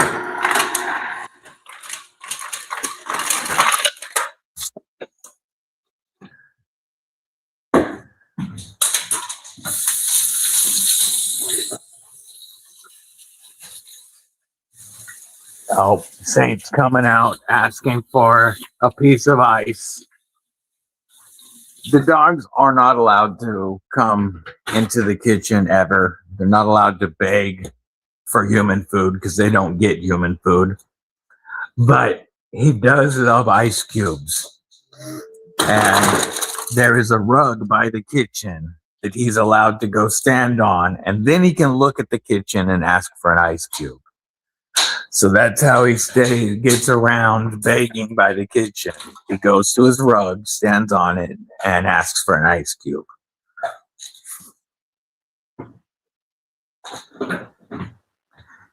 You're my good doggies, you are.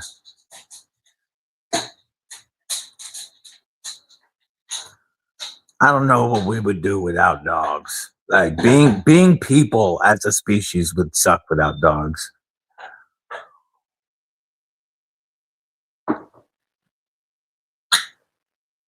I'm coming, pretty girl. What? Are you trying to go back outside, Wiggles? Or do you want to come lay down? Do you want out? I'll let you out while I'm up. Why don't you go outside with your sister, buddy? Go enjoy the sunshine. Good dogs.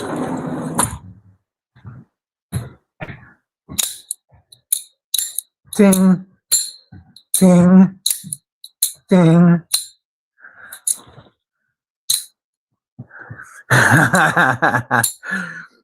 Yeah, most of them, except for the ones in this community. This community has the best people in the world. But being a people would suck without dogs.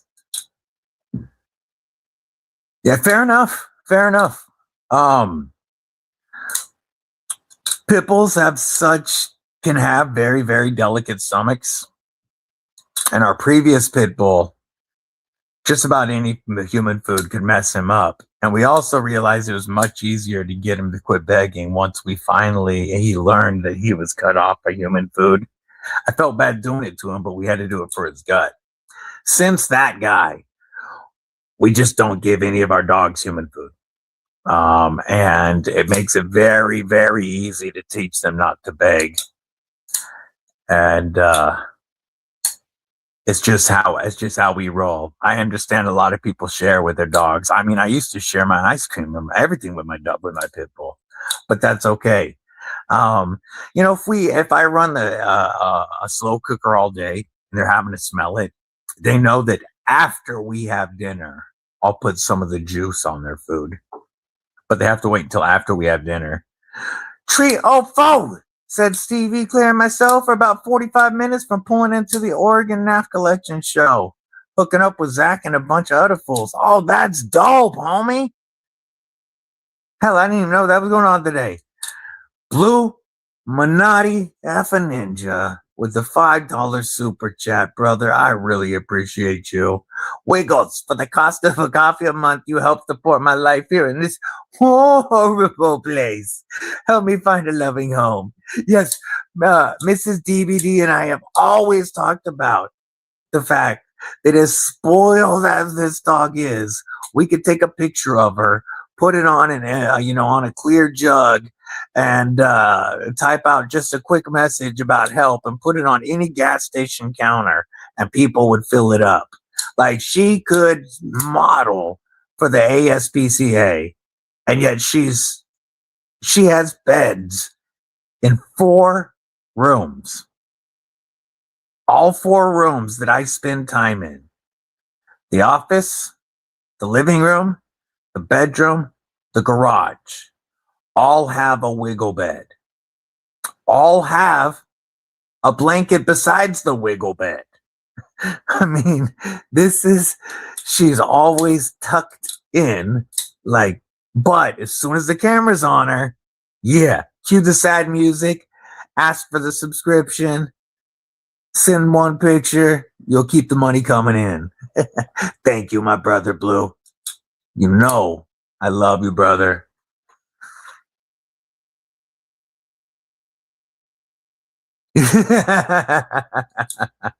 That's awesome. And the other thing with our previous husky, I don't have one with the feather logo, but I can pull it up on screen. Who was just showing me one with it? War Room yesterday, I think.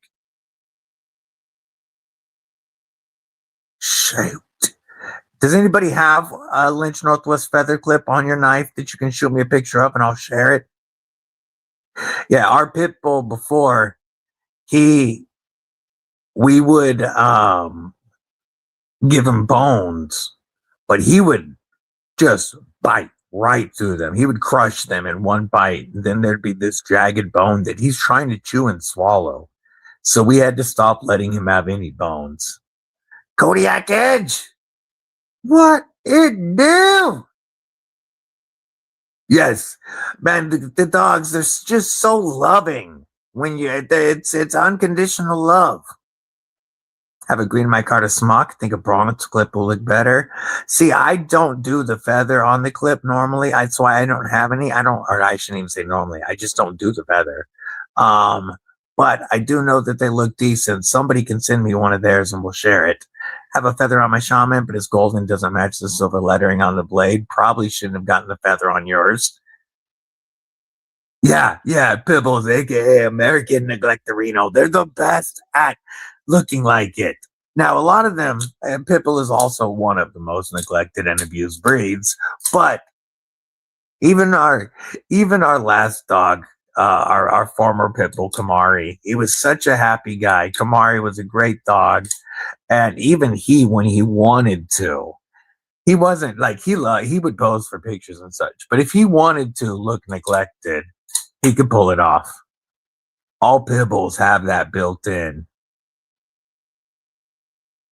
Understood, Jim. I appreciate that.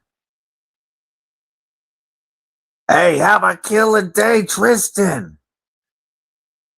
Always good chatting with you, brother. I'm going to pull up my Instagram and see if there was one on a knife I'm thinking about that was sent yesterday. Let me check. If not, we'll just pull it up on screen. Well, you've seen it on screen. Okay, no, it was not sent. I'm trying to remember which one I saw it on yesterday. I think it was one that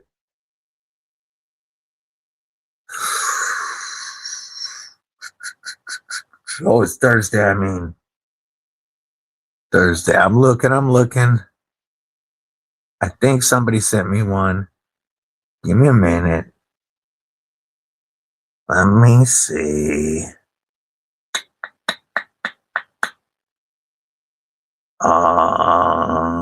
Maybe not. Yep. I don't have I don't have a representation I can share with you, homie. Here is Jim's.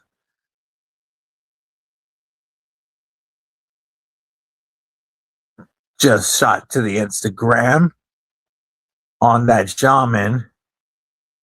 And so this is a gold feather in the logo, he said, and it doesn't really match the lettering on the blade. But, and there's an OCD for EDC.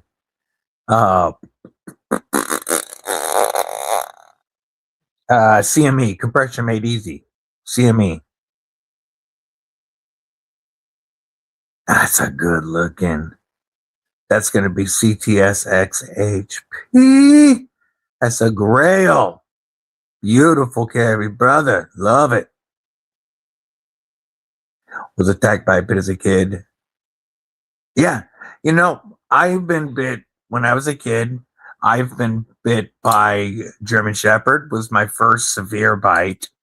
But I was like 4 years old and I walked up and took the ball right out of the mouth of a German Shepherd that didn't know me. I have been bit on my face and needed stitches. And that one wasn't my fault, but that was a Brittany Spaniel. And when I worked for a vet clinic, when I was in high school, whenever the cops or local animal control picked up a loose dog, it would go to this vet clinic first for a week for people to claim it before it went to the pound. That gave the vet a chance to check them out, and there wasn't it wasn't as expensive as the pound fee to get your dog back. You could actually get it back without paying if it went to the vet. So I was the first one to handle a lot of these strays, and little dogs tried to bite me more than any big dogs.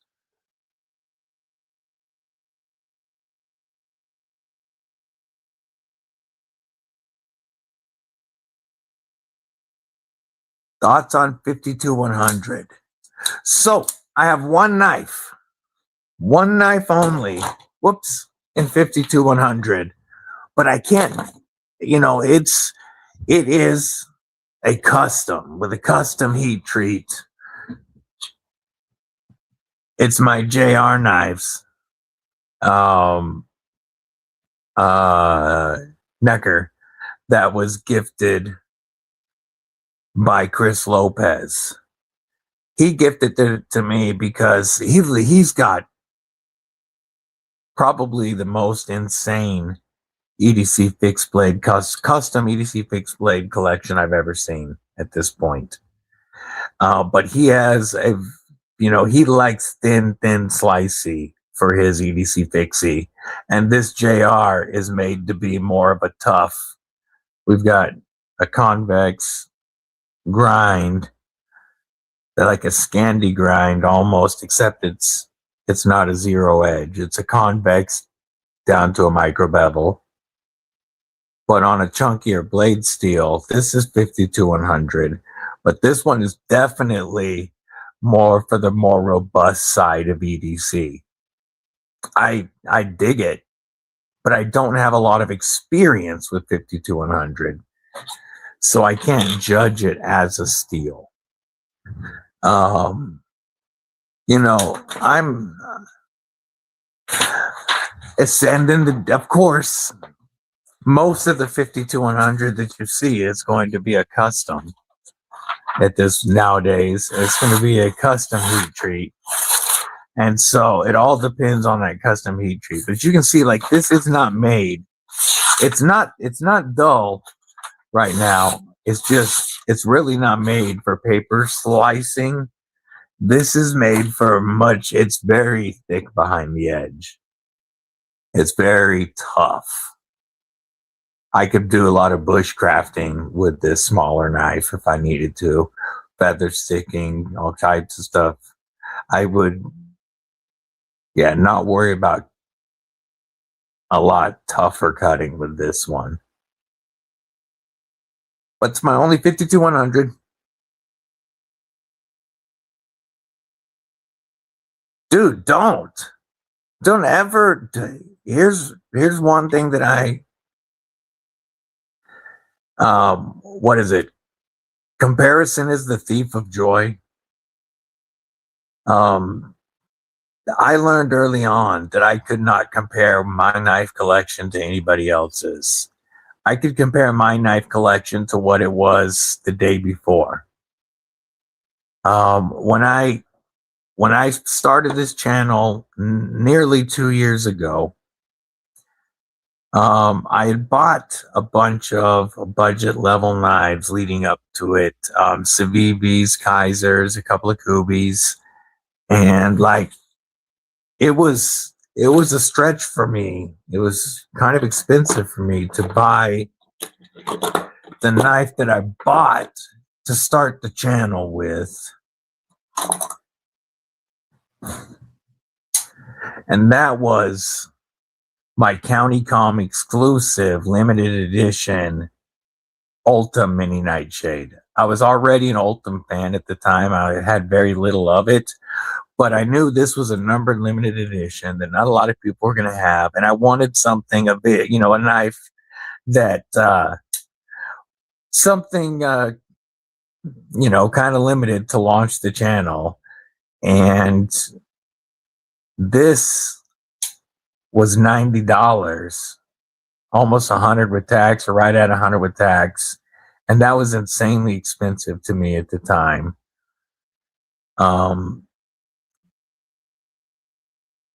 I originally thought like there was no need for $200 knives, like I didn't get it, and the first time I saw a $200+ or $300 knife at the time, that really made me understand what a grail list was the Luft Avant.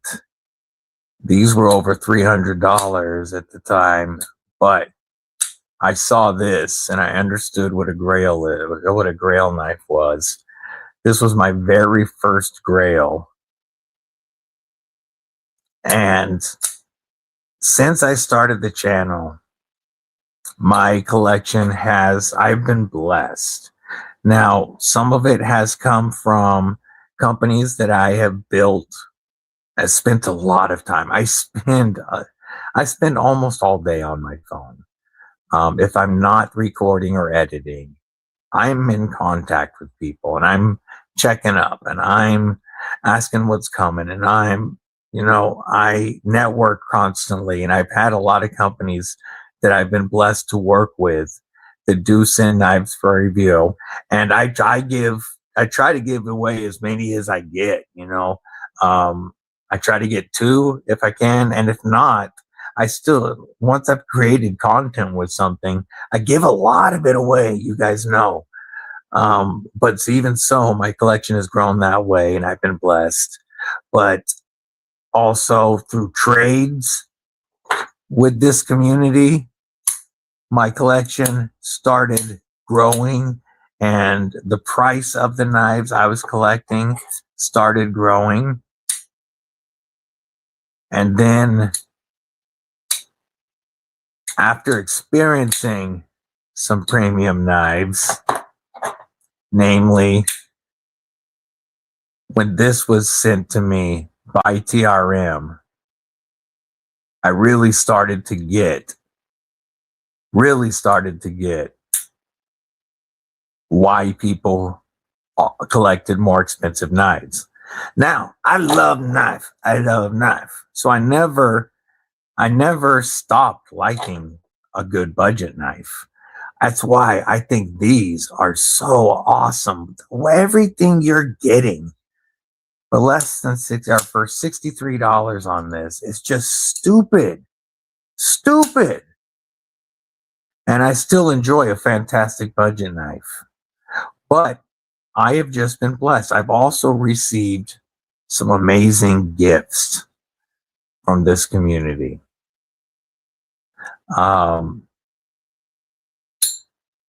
Just a couple of recent gifts. Because if I tried to start pulling out stuff that was gifted, I would forget one of the knives and hurt somebody's feelings. But just two recent gifts were Mr. Mouse DSKSFing a factor. DSKFS. Wow, why can't I say this? DSKFS. There we go. Man, I was getting all Twitter-pated with that one.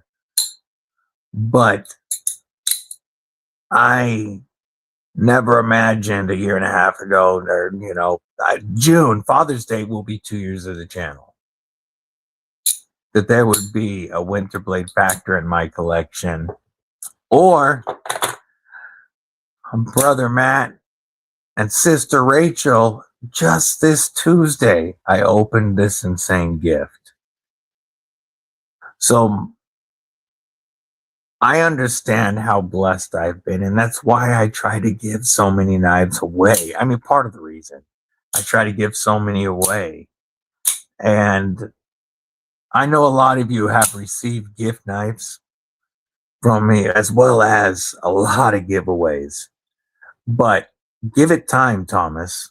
Spend time in this community. Look for opportunities for trades. Your collection will grow, but never compare your collection against somebody else's. There's a reason thou shalt not covet and I'm not saying you covet anybody's collection, but comparison is the thief of joy. Only compare your collection to your collection when you started. That's the best advice I can give. Yes. So this hand I got bit by a cat. Trying to keep it away from my pit bull. I don't know, 10 years ago, a little longer than that. It bit right here. I instantly cleaned it with alcohol. I, bandaged it up, and in less than an hour, my hand was this big. I was at the hospital, and getting IV antibiotics less than 90 minutes after the bite.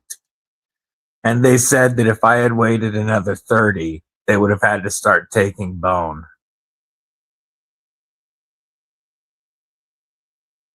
Cat bites and scratches are dirty.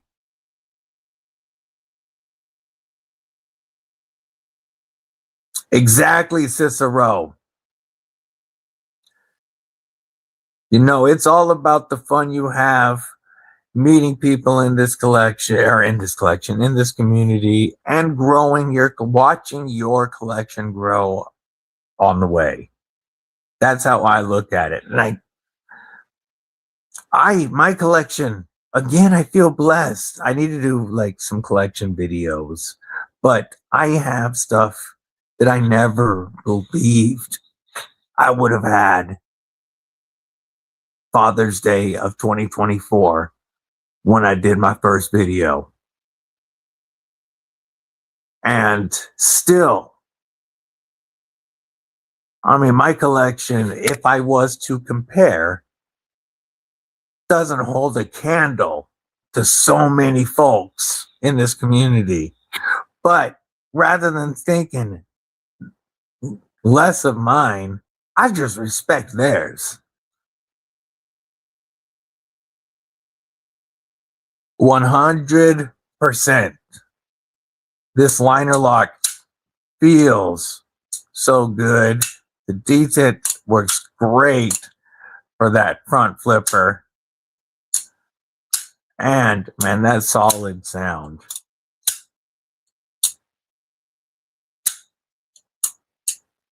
It sounds so good. Just sold the lizard skin at him because you snagged a Carolina blue with bronze. Oh, that's gonna look good. That is gonna look so good.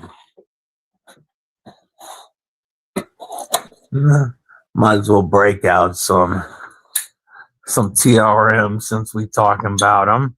Oh, and I want to talk about a couple of other new knives that are coming very soon.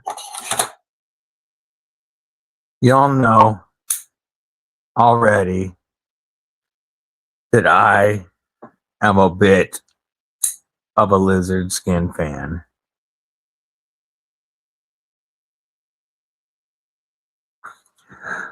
Like, I would trade this titanium MagnaCut Holier nerd in a heartbeat if somebody was trading for a diamond. But I don't think they've done the diamond, the lizard skin on the nerds. If they did, I would, but I do really dig the pinstripe. This looks beautiful. I just think that their lizard skin is some of my favorite milling I've ever seen. But yeah, like this, we talk about, you know, how it has grown over the last couple of years. When I started the channel, I had 0 TRMs. And now we have 6 and number 7 soon. The pit bull I will have in the not too distant future. I won't have it in time for the drop. Like I won't be able to create content before the drop, but I'll have a pit bull to add to this soon. And a couple of these were gifted by Marianne, but I also bought some of these, this one directly from TRM, but some of them just stupid deals that were offered to me by members of this community looking to, you know, get something else. And I picked up my Mike Irie Hollow Grind Atom for a ridiculous price that I still can't believe. I picked it up for just barely what a brand new regular G10 Atom costs. Just a little more than that. And I got this one for a stupid deal because of relationships in this community. So it's coming, Thomas. I want to have this same conversation 1 year from today, Thomas, and just see how much it has changed. Just picked up a list. Oh yeah, I saw yours. Yours is so nice.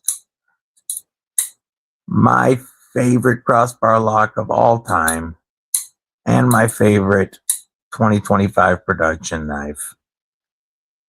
The Bulldog Rev B in lizard skin. So good. Exactly. Your happiness is all that matters. And that's another reason why, even if I don't personally like a knife, in the review I say, if you dig it, buy what you love. Don't listen to me. Buy what's gonna make you happy.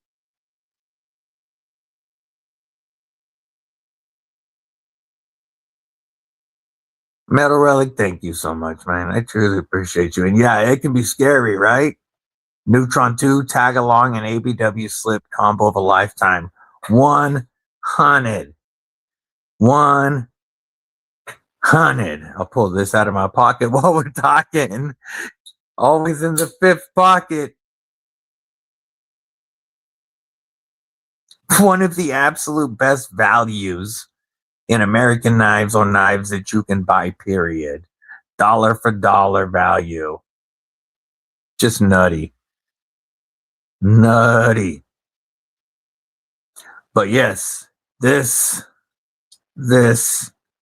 and this do make a phenomenal carry. I agree, homie. I agree. I would love some lizard skin scales for the tag along. We've given away 2 tag alongs on this channel now. My favorite production fixed blade.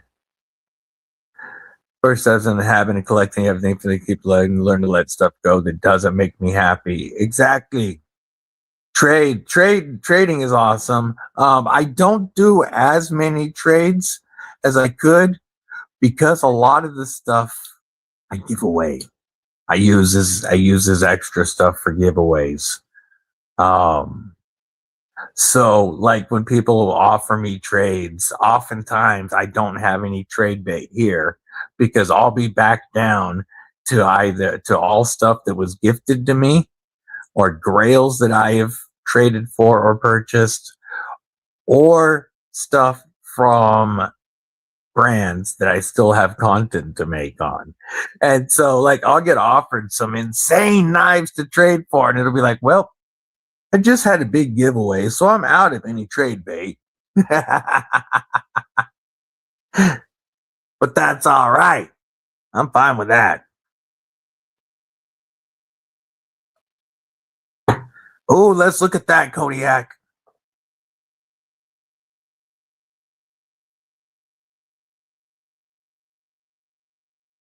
Yeah, that's a trip. Check out this extreme ratio Pantera. You know I love the name. If GST's Panthera. Okay. Still cool. I thought it was Pantera, but I'm okay with that. Slight hawkbill, it looks like. Looks like it's got a slight hawkbill, made in Italy.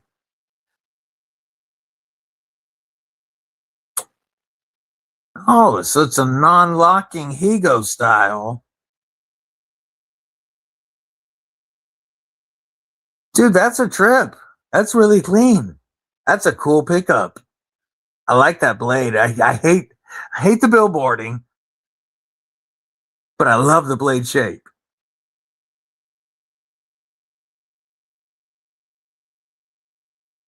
That is dope, homie.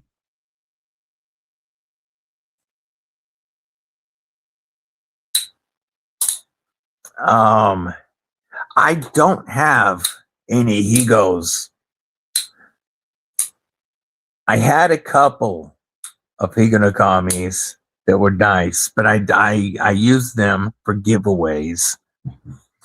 The closest thing now is, and it's nothing. It's truly, obviously, nothing like a real Higo. I'm just saying he took a little bit of inspiration from that on the Genkai, but I have nothing like that any longer that actually has the Higo, and that is, your lock is the friction. That's awesome. Old school knife making. with new modern processes and materials. It's always pretty cool.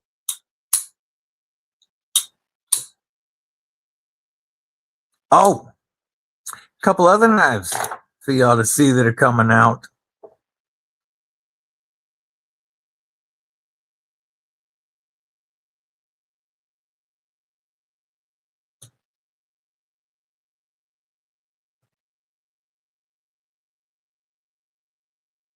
Pulling up the websites.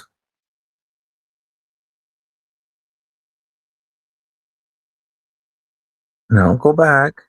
Okay, fine. We'll just look at that one first. On April 22nd, Wixco and Fairmonster both having drops. Wixco is dropping the Jugger. I should have these here before the drop. I should have this one to show you. And the Jugger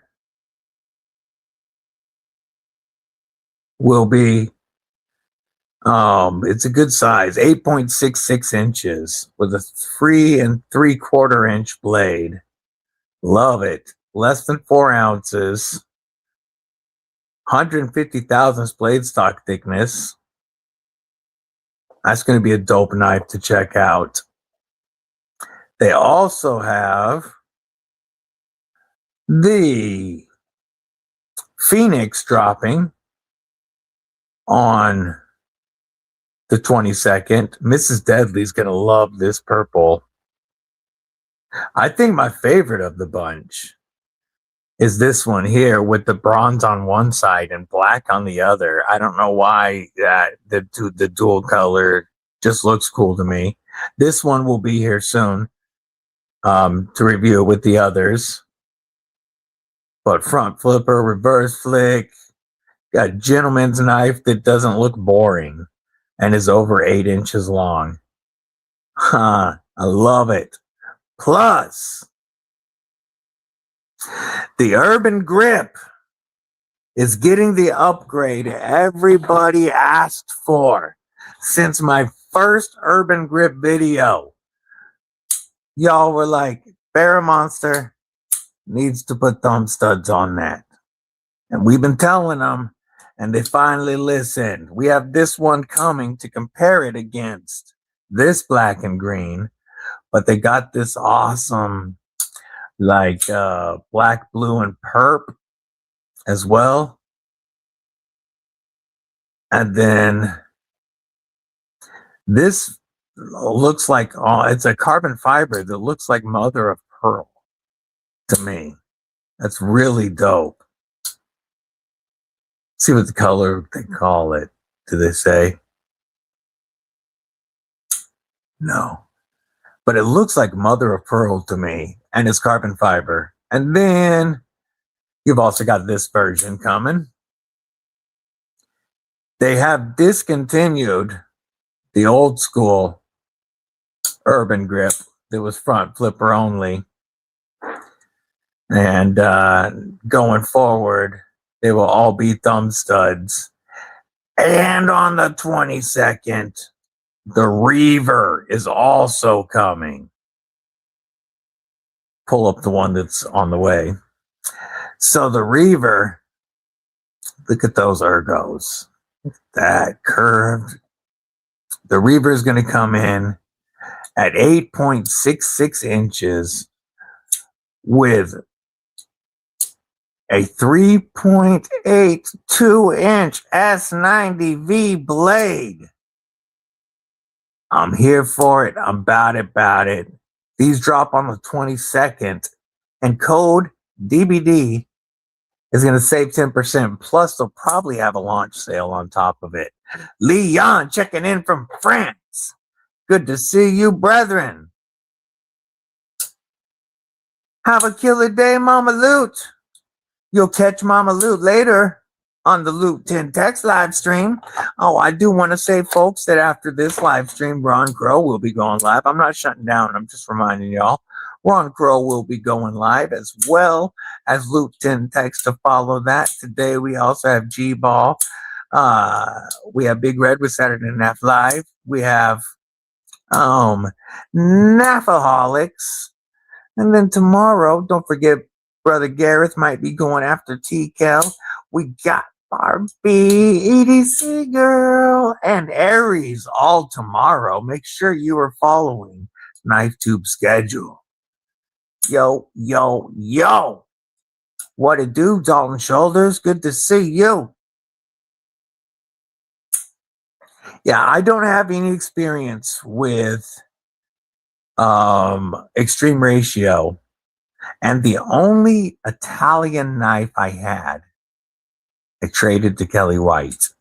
I had an awesome Lynch Northwest Giant Mouse Ace Riv liner lock with beautiful carbon fiber Magna Cut blade. That was made in Italy. I loved that knife, but I didn't carry it a lot, and I traded it with a holy nerd to Kelly White for my Spartan Harsey. And this I do carry. But I would like, there are some Giant Mouse I would love to get. There are some different Italian knives I would like to check out. I just currently don't have any in stock. Yeah, don't forget Bulldog Smith. He has a couple of different types of lives, 2 different channels with different types of topics, knives, or the other one is more family and faith-based. So, for those of you that are popping in, we were looking at the new exclusive Spydercos that are dropping.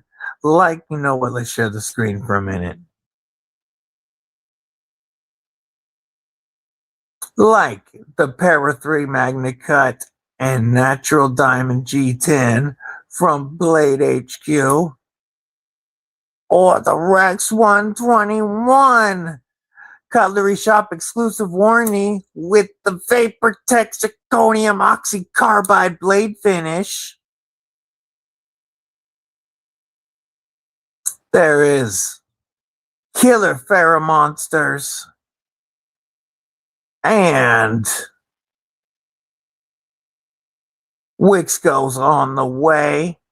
We looked at the Nipple and the TRM Pitbull. If you're just joining, what new knives are you chasing when they drop?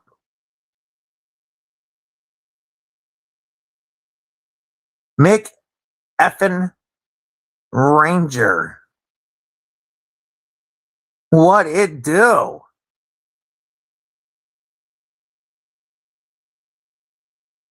Hope you're having a killer day, brother. Must be a busy Saturday. Brian, Minden State EDC. What it do, brethren? Good to see you. Hell yeah. What's up, gents? And you guys? Good to see you. Where is the nipple dropping? What's up, KSK? We'll look at the nipple one more again. Let's look at that nipple one more again. It's going to be dropping on the Vosteed website. And it will sell out. You're only going to find it on the Vosteed website. Guaranteed. Oops. Helps if I hit the right button, guys. Let me... Come on. Come on, computer. There we go. Boom. Boom. Boom. Boom. And boom. So, the actual date and price should release tomorrow. LMAX Steel, I don't think they've announced that yet. Or showed. Have they shown that yet? No, they have not.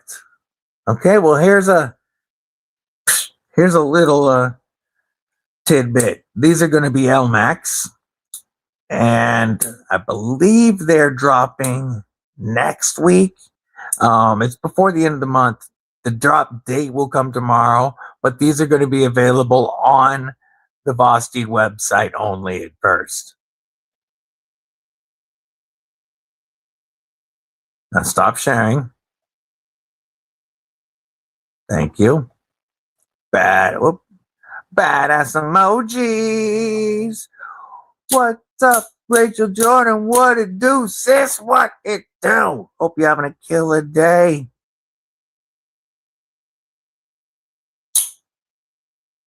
Yeah, the bulldog and the pit bull. Absolutely. I love my bulldog, and I can't wait to have the pit bull. Robo Steve-O. What y'all doing? Well, we were waiting on your limping ass, but we had to get started without you because we got tired of waiting. How you doing, brother? Hope you're having a killer day, Robo. I know I am. Folks, if you weren't here earlier, then you didn't hear. Next Saturday is the return of South African Saturdays, as we will be joined by big homie Johan Jordan for the first time in 2026. Our brother from a South African mother will be back, and during that live stream next Saturday, while we have him on stream with us, we will be giving away a Johan Jordan designed Tinnable Heron,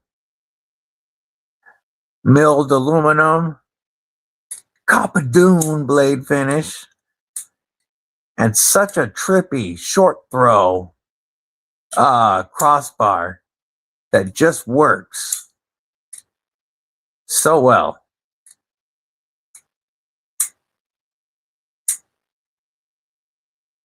Smaller knife that you can get a full 4-finger grip on, made to be extra useful with that leaf-shaped blade. We will give this away while we have Johan Jordan with us next Saturday. South African Saturdays back. Rick's Knives, member of Kripple Krew Inc. What it do? Well, damn, got $100 at Shields. So go to get a PM2 at Spy 27. Hey, that's a good ass idea to me. Good ass idea to me. I wouldn't know, homie. I'm not up at all on the machete stuff. But really looking forward to having our homeboy Johan Jordan back on the live stream with us, and to be giving away a knife to the Kripple crew while we're doing it.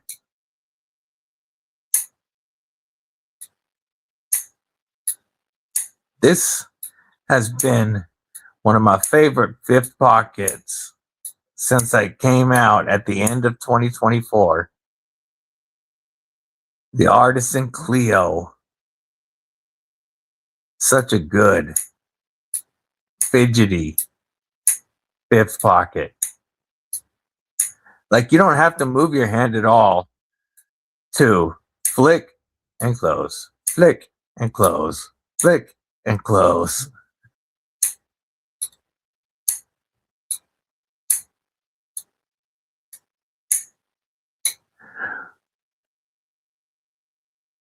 Oh, copy list the Gurkha Kukri machetes for $37.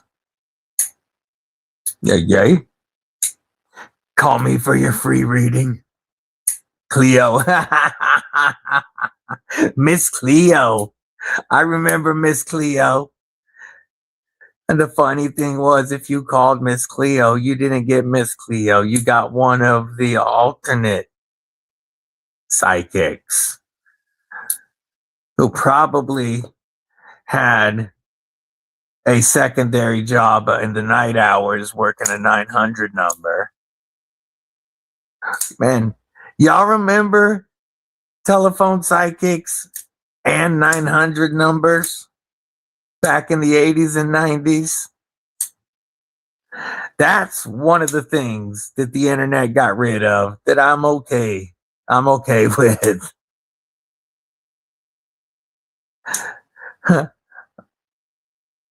Calls are only $5.99 for the first 10 minutes and $1.99 after that. Oh, watching Rhonda Shear host USA Up All Night and getting all the 900 commercials. What it do? Burning Sables Forge. Good to see you, Clayton. Hope you having a killer day. But yeah, USA Up All Night with Rhonda Shear. Yay. As a 12, 13-year-old boy, watched me a lot of USA Up All Night movies. I'll say this.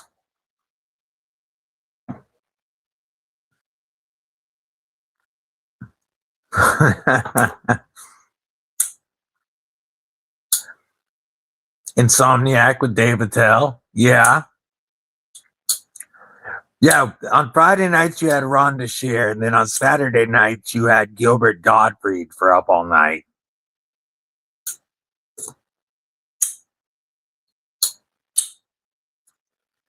But I definitely preferred the Rhonda Shear nights to the Gilbert Gottfried nights as a 12-year-old. And I will say that once I became a man, that Rhonda Shear look never appealed to me again. But man, as a teenager, was I about it. Oh, you know what other? Oh, the show that I loved at the same time that was on USA. Remember Silk Stockings?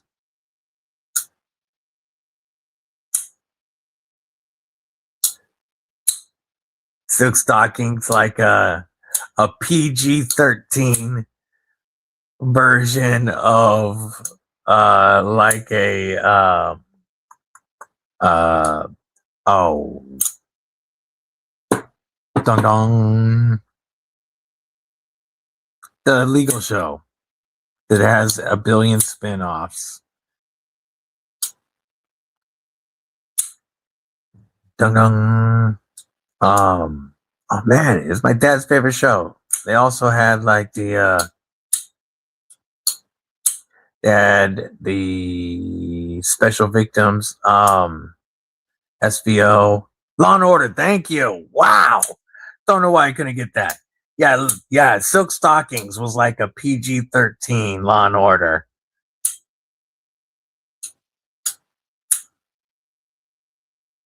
Always a murder with like some type of kink or something. But as a 12-year-old, 13-year-old, yeah, Silk Stockings blew Law and Order away to me.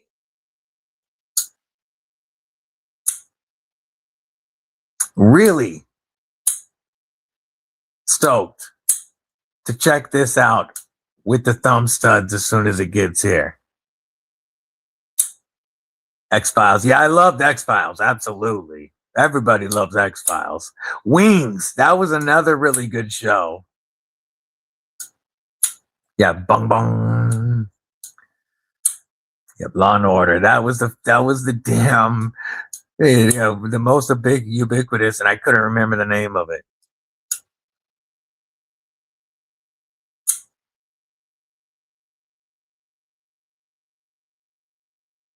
Airwolf. I just saw that got added to one of the streaming services recently, and I added it to my list so I can watch it again. I miss Airwolf. That was a good show. I don't remember Riptide. I remember Tropic Thunder with Hulk Hogan. That was fun.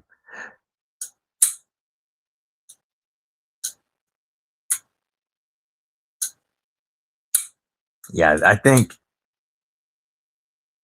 I'm really excited to feel this with thumb studs. Yeah. Yeah, I remember that. MASH comes on bedtime. Yeah, I remember Heat of the Night, Murder, She Wrote. Those are both good back in the day. Yeah, true that. Yeah, and everybody remembers that, man. I think every boy from the age of like 11 to 97, and probably over half the women. Gillian Anderson did a little something for him during X-Files. I know she did for me. Hot Lips Houlihan. Now you're making me think of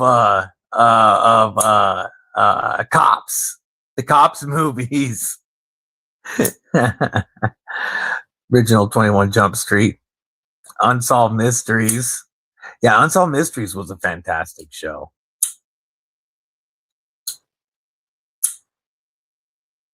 China Beach. I remember China Beach. It only got one season, if I can remember right. Okay, Columbo. I watched so much Columbo as a kid. Oh, just one more thing. Red Dwarf was hilarious. Tales from the Crypt was my favorite HBO show back in the day. Yeah, Quantum Leap. Quantum Leap was a blast. Night Court, another one that was funny as hell. Night Court was great until they tried to remake it. Quantum Leap was great until they tried to remake it.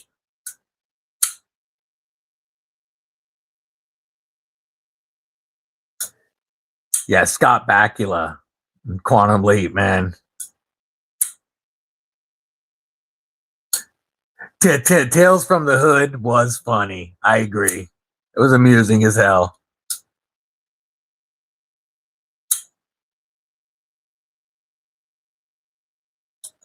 Sounds like a good afternoon, Matt. Chilling with the porch and Rachel. Yay. Highway to Heaven. That reminds me of what was the Bounty Hunter show? Where he rode the motorcycle, the long hair, oh damn it. Carried a big knife. You guys know what I'm talking about. Same time, he had like the dark long hair. I'm sure you ladies remember it. Renegade. Yes, thank you. Yeah, not Dog the Bounty Hunter. I don't care about him. Renegade with Lorenzo Lamas. That was my jam. I loved Renegade.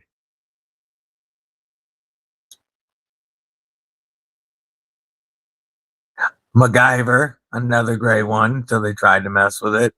Sean Batts anodizing TKL deadbolts with Trouble Bunny lurking. Hell yeah, good to see you. Hope you and Trouble Bunny are having a killer weekend. While you're on the stream, Sean, don't go anywhere. I want to show you something.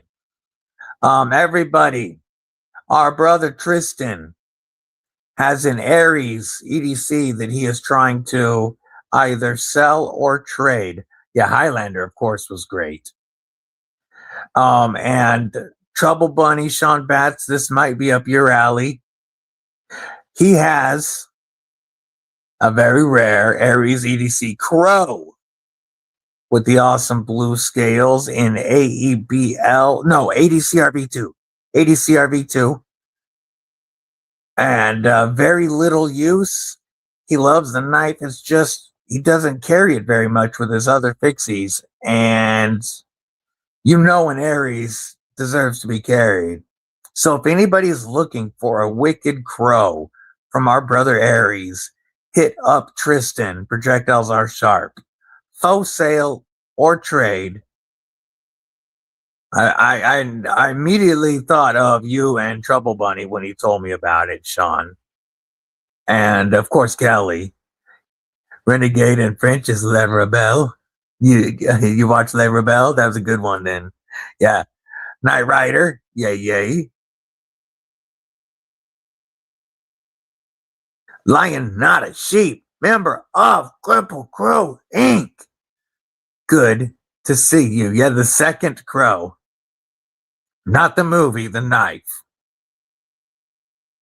Oh, yeah, that's Dojo Colors in a minute. Dude, he's willing to trade. And Kung Fu the Legend continues with his son. Wasn't bad. Man, they remade that movie recently, and I have not even bothered because that was such a good movie. I'm not going to bother to watch a crappy modern remake. Yo, you got the sitting kit?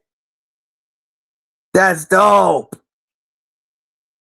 Every kid was like, the thought kit was the coolest thing ever.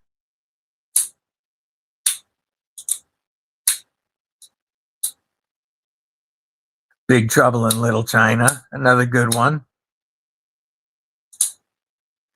Yeah, if we're talking movies, then Tango and Cash was one I was a huge fan of around that same time. Night Rider's your ringtone? Yeah, it was mine for a while, several years ago. I started watching it again on one of the streaming platforms, but I need to get back into it because it's been a while. Life came up. I stopped watching it, but I need to get back in it. Raising Arizona. That's a funny movie. It is amusing. What? What's the point of kid if he ain't talking? What's the point of kid if he ain't talking? So, new Highlander movie coming.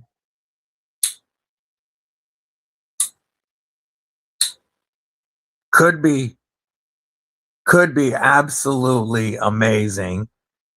98% chance it's going to suck and have bullshit messaging in it. But one can hope the new Highlander movie isn't just crapping on the old IP. The classics. The Duke, Walker, and Bruce Lee.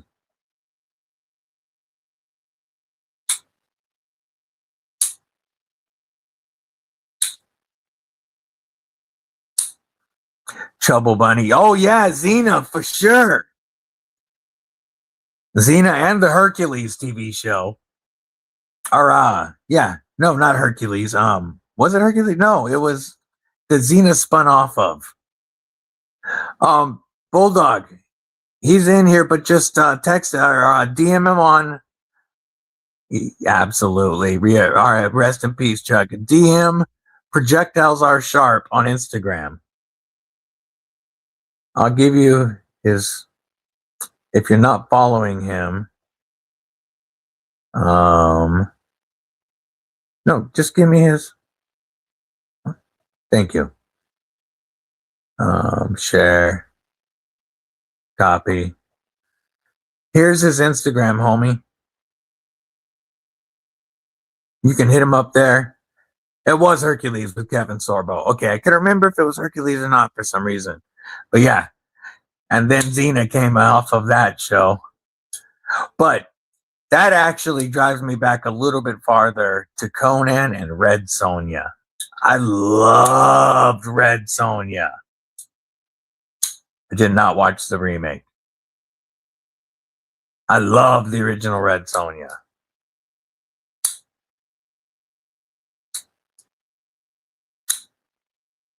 Crossroads movie with the Karate Kid. Yeah, Fat Man and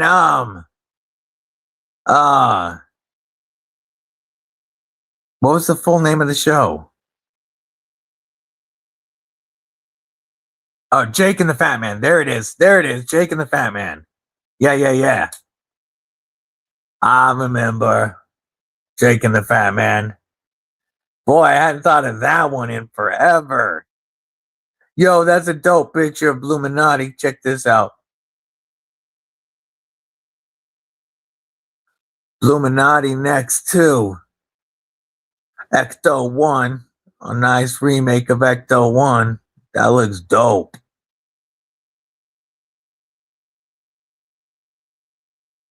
Hella cool.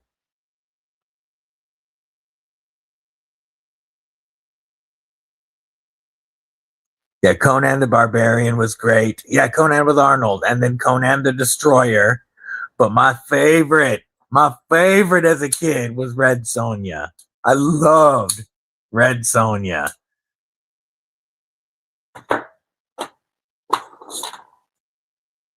Insane how much smoother this is compared to mine. It's had me flicking the crap out of this one lately. I didn't think the single ones would get that smooth. So I've just been flicking the crap out of this and doing some of this. Fat Man with Mel Gibson, that was a funny one. That was one of the few Christmas movies I don't mind. Yeah, Blue ain't scared of no ghost.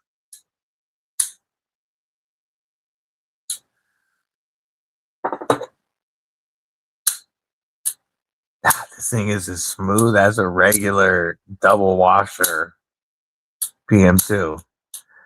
Yeah, Patriot Braveheart. Yeah. Yeah, I do need to polish the washers. I need to take it apart and polish the washer. Single washer. Beastmaster. Yeah, those were fun. That was fun. Lou Ferrigno.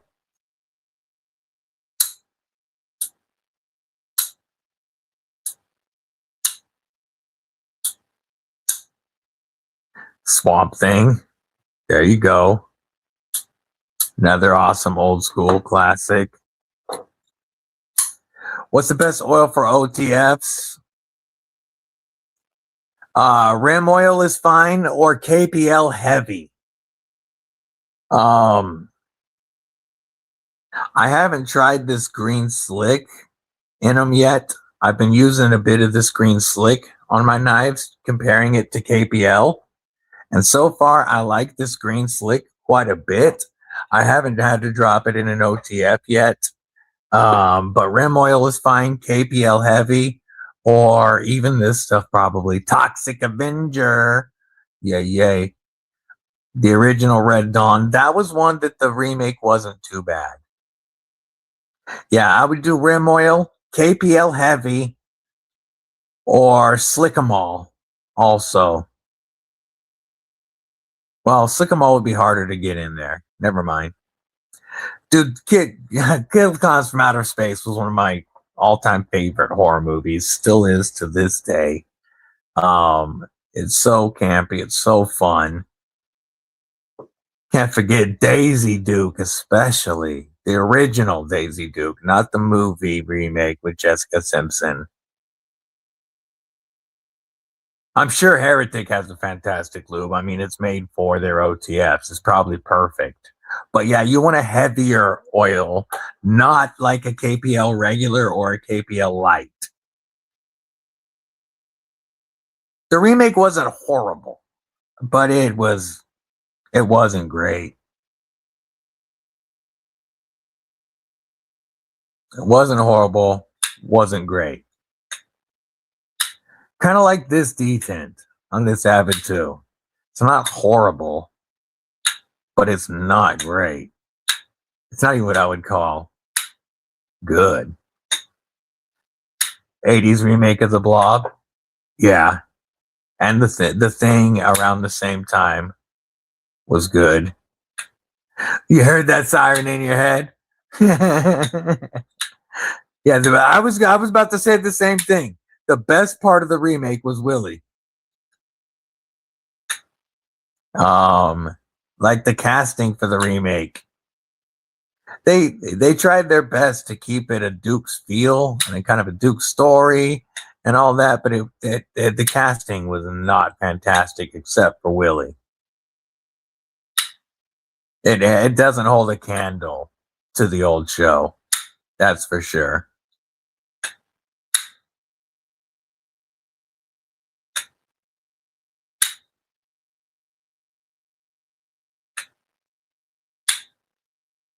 Yeah, and nowadays, if they remake a movie, there's typically like zero reason to bother watching it.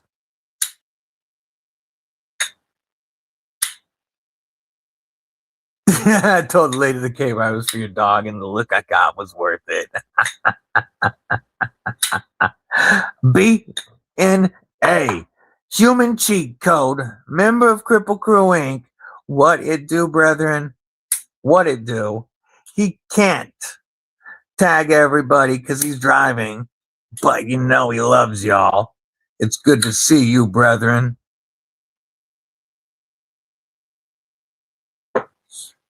The BNA, the human cheat code, the catalyst to my love of TRM and to my TRM collection.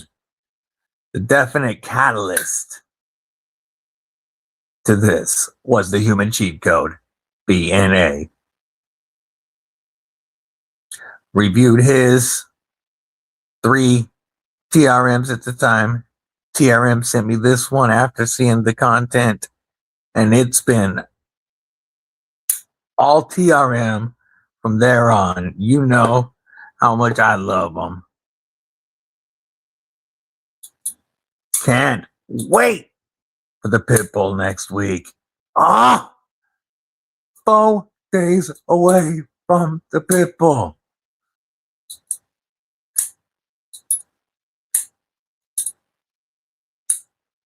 I can't wait. That Pitbull, I held the original first titanium version that they made, and it was insane. Instantly became my #1 automatic grail, and I can't wait to feel the aluminum in my Carta version that comes out this week. Absolute grail. Yep. It all turns back to BNA. I've had a lot of people that have picked up TRMs since I started showing them on this channel, and again, that's all because BNA trusted me 5 months into my channel and sent me a Neutron 2, an Atom, and the discontinued Shadow. It's also his fault. I chased the discontinued Shadow for over a year after that, trying to get one in the collection. But yeah, those first 3 started it all for me, and then they became my favorite company. Yeah, the titanium version with the sapphire thumb stud will probably be out in a few months, but that one's going to be closer to 600 bones. Or yeah, but 365 for the standard. Holier Nerd and DLC tag along here. Hell yeah. Love to hear it.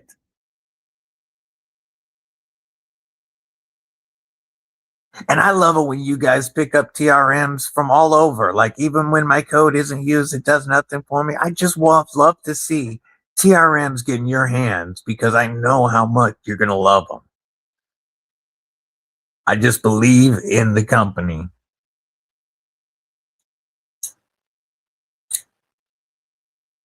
And love everything they do. TRM is a big reason I'm such a big fan of washer knives now.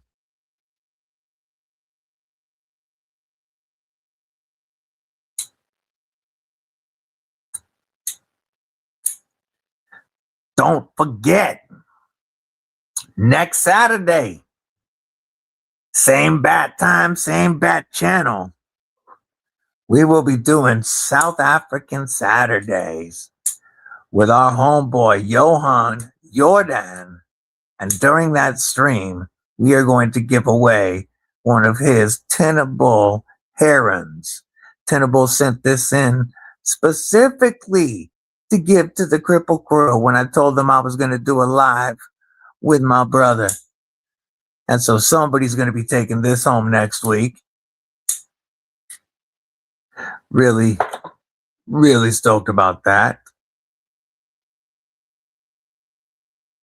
Oh, no.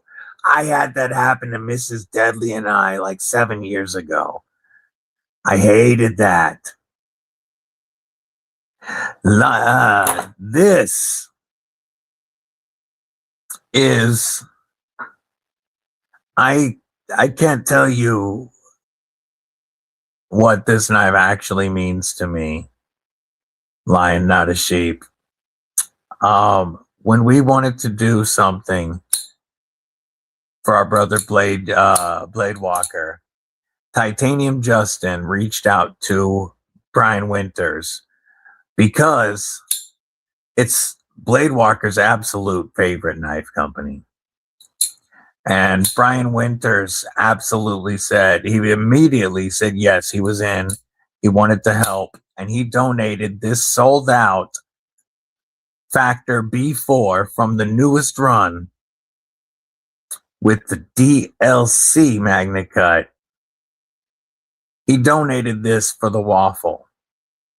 Jake, who is in here right now, or at least was a little while ago, bought a ticket that he gifted to Mr. Mouse. Mr. Mouse won the waffle and the awesome Winterblade Factor B4 and DSKFS'd it to me. I even tried talking him out of it on this one. I was like, nah, dude, this knife is a grail, straight, true grail, and an amazing piece for any collection. I recommend you keep it. And he's like, nope. I was like, well, at least have him send it to you first. Check it out. Spend time with it. And if you love it, no worries. Keep it. And he's like, dude, either you give me your address or I'll go around you and get with Mrs. DBD and I'll get your address. And Mr. Mouse didn't give me a choice. And he DSKFS this insane gift, this insane grail. And that's how I have a Winterblade Factor B4 in the collection. The newest update with the titanium launch arm. Oh, it just feels so good. I need to get tritium to put on either side of the launch arm, and then it will be complete. But this is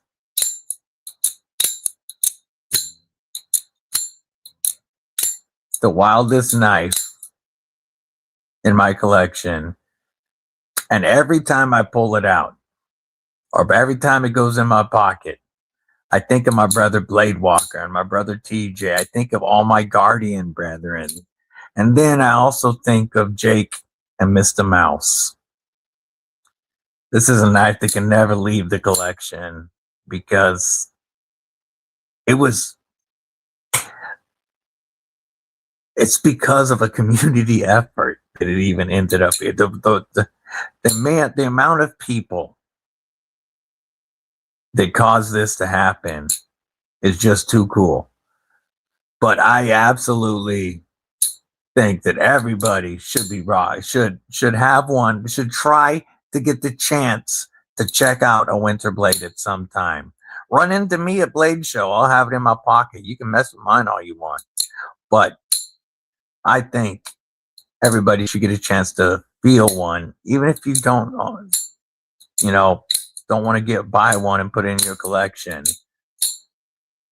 Brian Winters is a wizard, and I can't believe this, such a funky looking knife, which I like the funk, by the way. I'm not saying it's ugly. It's funky. Is so comfortable. Phenomenal knife. Every once in a while, I carry a pyrite. There are two of them actually that I have, and I just carried one the other day. I carried this one, and then I also have this one. So, and I had the Ultim Pyrite Alt, but I gave that to my brother Mud because he didn't have any Warnies or any Ultim at the time, and so he got the Pyrite Alt from me. But a couple of years ago, this was a gift from Mud for Father's Day, the Bowie Pyrite, and right before, a little before that, this was a gift from War Room EDC, the original Pyrite Light. And I do think that the Pyrite series is one of the best budget plunge lock series that you can buy. The plunge locks are done very well, and every Pyrite I have felt had great detent.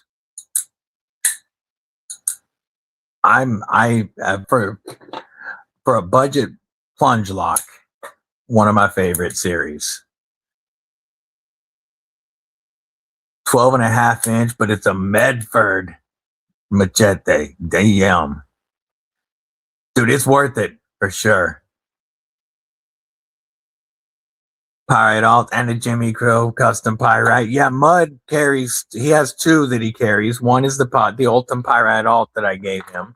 And then another is a Pyrite Bowie with wood scales that he bought and sent to Jimmy Krew to get customized. Yeah, again, I'm always blown away and amazed by how amazing this community is. And I will never be able to thank y'all enough. Knives Fast was giving a Herman. Ooh, ooh. Yeah, dude, I did. I Tuesday as well. I lost. I ran out of words. I didn't know what the hell to say.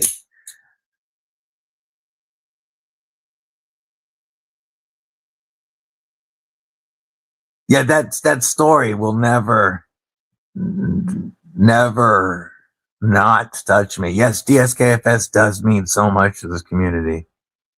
Get your trinium from Ant Design. Okay, that's good to know. Because this has 2 slots, one on either side of that launch bar. And I think it would look really dope to have the tritium in it. Such a crazy knife.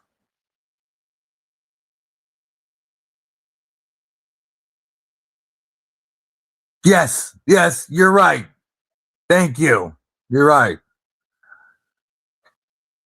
I say about 20 human money should cover it.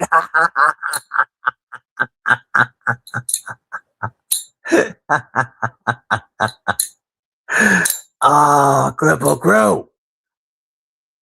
You guys know I love you. Yes. Yeah, you won that Jimmy Krew from my 1K. I think we have given away 8 or 9 Jimmy Krew customs.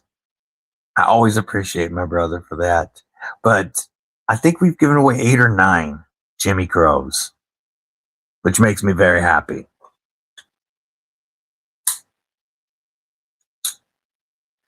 Man, the more I flake this new Tac Knives Viper, the more I am impressed. For a $45 knife after my code,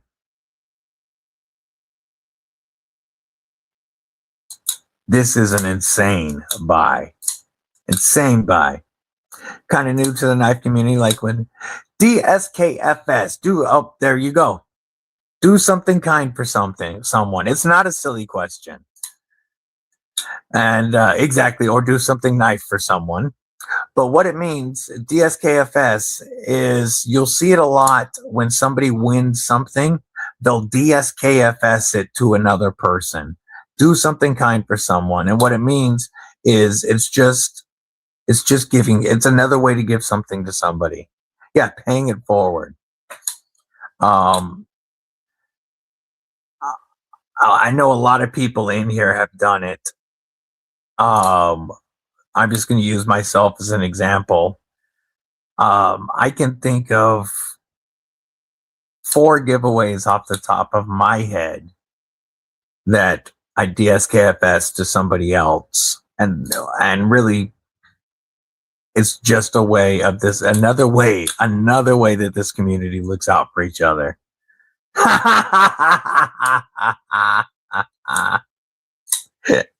BNA. But yeah, it's just another way this community is the best.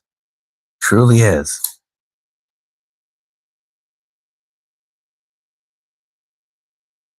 I am digging this. Look at the blade stock. You know, I guess that when I read the stats, I was like 1.5 millimeters. That seems really thin, but that's what they hit. I mean, here it is compared to the other 2 Tac Knives offerings so far this year. It is a thin, slicey beast. And here's one thing I love. Look at all the jimping. Tac Knives is doing it right with all that jimping. But we have 3 different budget drops this year with 3 different lock systems that I all think deserve a place in the conversation of top 5 budget knives so far in 2026. 3 of them are Tac Knives. 2026, Shane is going nuts. That's awesome, Jesse. So awesome. Yeah, very cool concept that Zach really perfected. Had it done so many times that I don't enter giveaways for myself. It's always played for someone. Yes, I get you.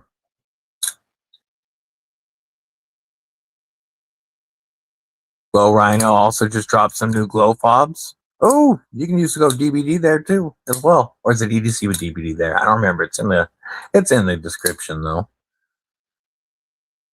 Oh wait, no, they don't have a discount code. It's just an affiliate link. So never mind. Exactly. Exactly. When you get something DSKFS to you, it means so much more than anything that you've bought or just won directly. And that's what makes it so cool about giving it to somebody else. Yeah, Shane is trying to own 2026. And I don't just mean budget or folders. This is his true breakout year where he's going to really explode, I believe. This Viper for $45 is a stupid value.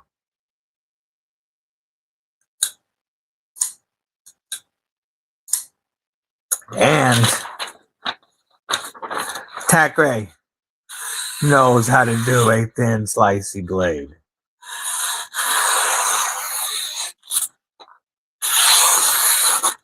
So slicey.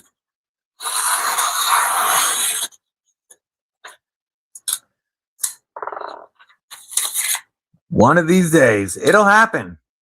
It will happen. Don't forget, we are giving away a Tenable Heron next week. As Johan Jordan joins us on Saturday for South African Saturdays. First one in 2026. And then I have some other stuff that has come in that once I get reviews done, we've got some more giveaways coming up. McGuire button lock is dope. Glow studs and backspacer for $139.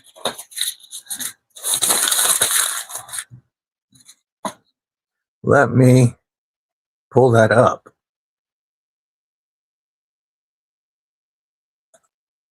Glow Rhino.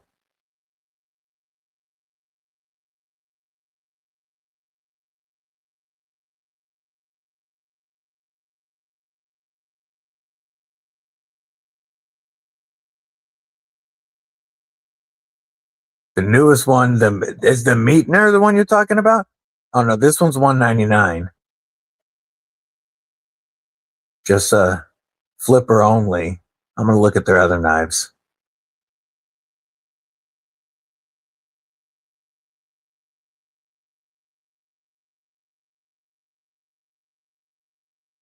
I mean, oh, the McGuire.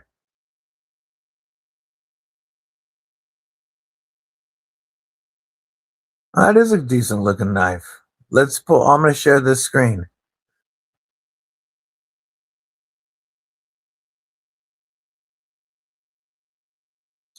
Yeah, IG is a great place for knife giveaways and EDC giveaways, period. This is the McGuire that he's talking about. Tritium slots in the back, chunky G10 frag, button lock thumb studs. No stupid flipper tab in the way.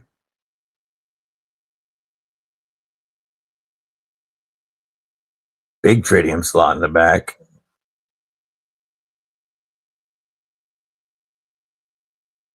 We got S35VN, 3.5-inch S35VN blade, 1/2-inch thick handle.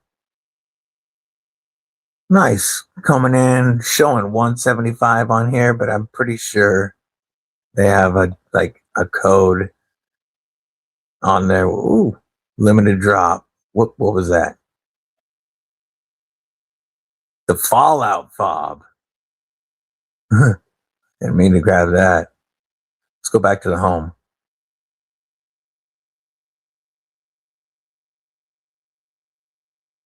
These knurled are pretty cool. Oh, the slasher. I like that. Yo, that's a cool tritium fob. That's expensive for a little fob, but that's dope. All right.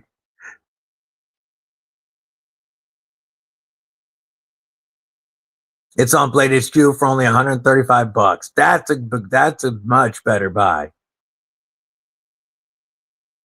I hear you, B Shady. For me, it is all about 1/7 back-to-back 2-week period. That's dope. It really is about the people. That's why my live streams are my favorite part of my channel. I love creating videos and handling new knives and trying to get better at what I do and provide a better product for you. But the live streams are what I live for, and that's why we do 3 a week. I never thought I would, but I love them too much that, man, I'd do them 7 days a week if it wasn't too much. You know what I'm saying? If people wouldn't get tired of it. That's dope, Rachel Jordan. Very dope. It's Dog One, member Kripple Inc. Good to see you, homie. This community truly is the best. All right, I know Ron Crow's probably live right now, and Loop's coming up. G-Ball Saturday Night Live, Nafaholics all tonight. Gareth, Barbie, GDC Girl, and Aries all tomorrow. I hope y'all are tuned in to the Knife Tube schedule so that you don't miss anything. And next Saturday will be South African Saturday as it returns. We will have our homeboy Johan Jordan on screen, chatting with y'all, answering your questions, talking about his newest designs, and we're going to give away a heron while we're doing it. So make sure you are there next week. Oh, by the way, folks, I did say that I would have my part 2 on the BRK Tuya stuff. I said I'd have that video up already, but there is some proof that I'm trying to track down on some information that I was given that I can currently only call hearsay. I'm trying to get proof, so I delayed my part 2 video a little bit. That'll come next week, but I want to make sure that I'm coming with facts. Now, I have a tenable video that's going to go up this weekend When it goes up, I would like to know your guys' thoughts on it because I've tried something totally different in this video from how I normally shoot. And I want to know what you guys think of it. So keep an eye out for that Tenable video. Watch all the badass live stream. Yeah, our brother Ron Krew will be live in 45 minutes. Make sure you tune in to Ron Krew. Make sure you tune into all the dope content. I truly appreciate all of you spending your Saturday with me and the Kripple crew. You guys mean more to me than I can say, which is why I always say, if y'all need somebody to talk to, please feel free to reach out. You can hit me up on Instagram. We will figure it out. If you need somebody to pray with, if you just need somebody to vent to, this community is here for you. Mentals are important. Don't suffer in silence. Reach out to somebody and talk. So many folks here in this community are happy to take their time and talk with you. Just listen to you if you need it. Pray with you. Whatever you need.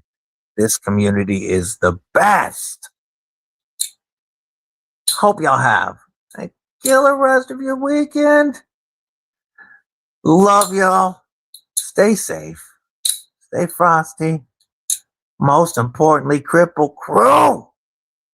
Stay freaking deadly.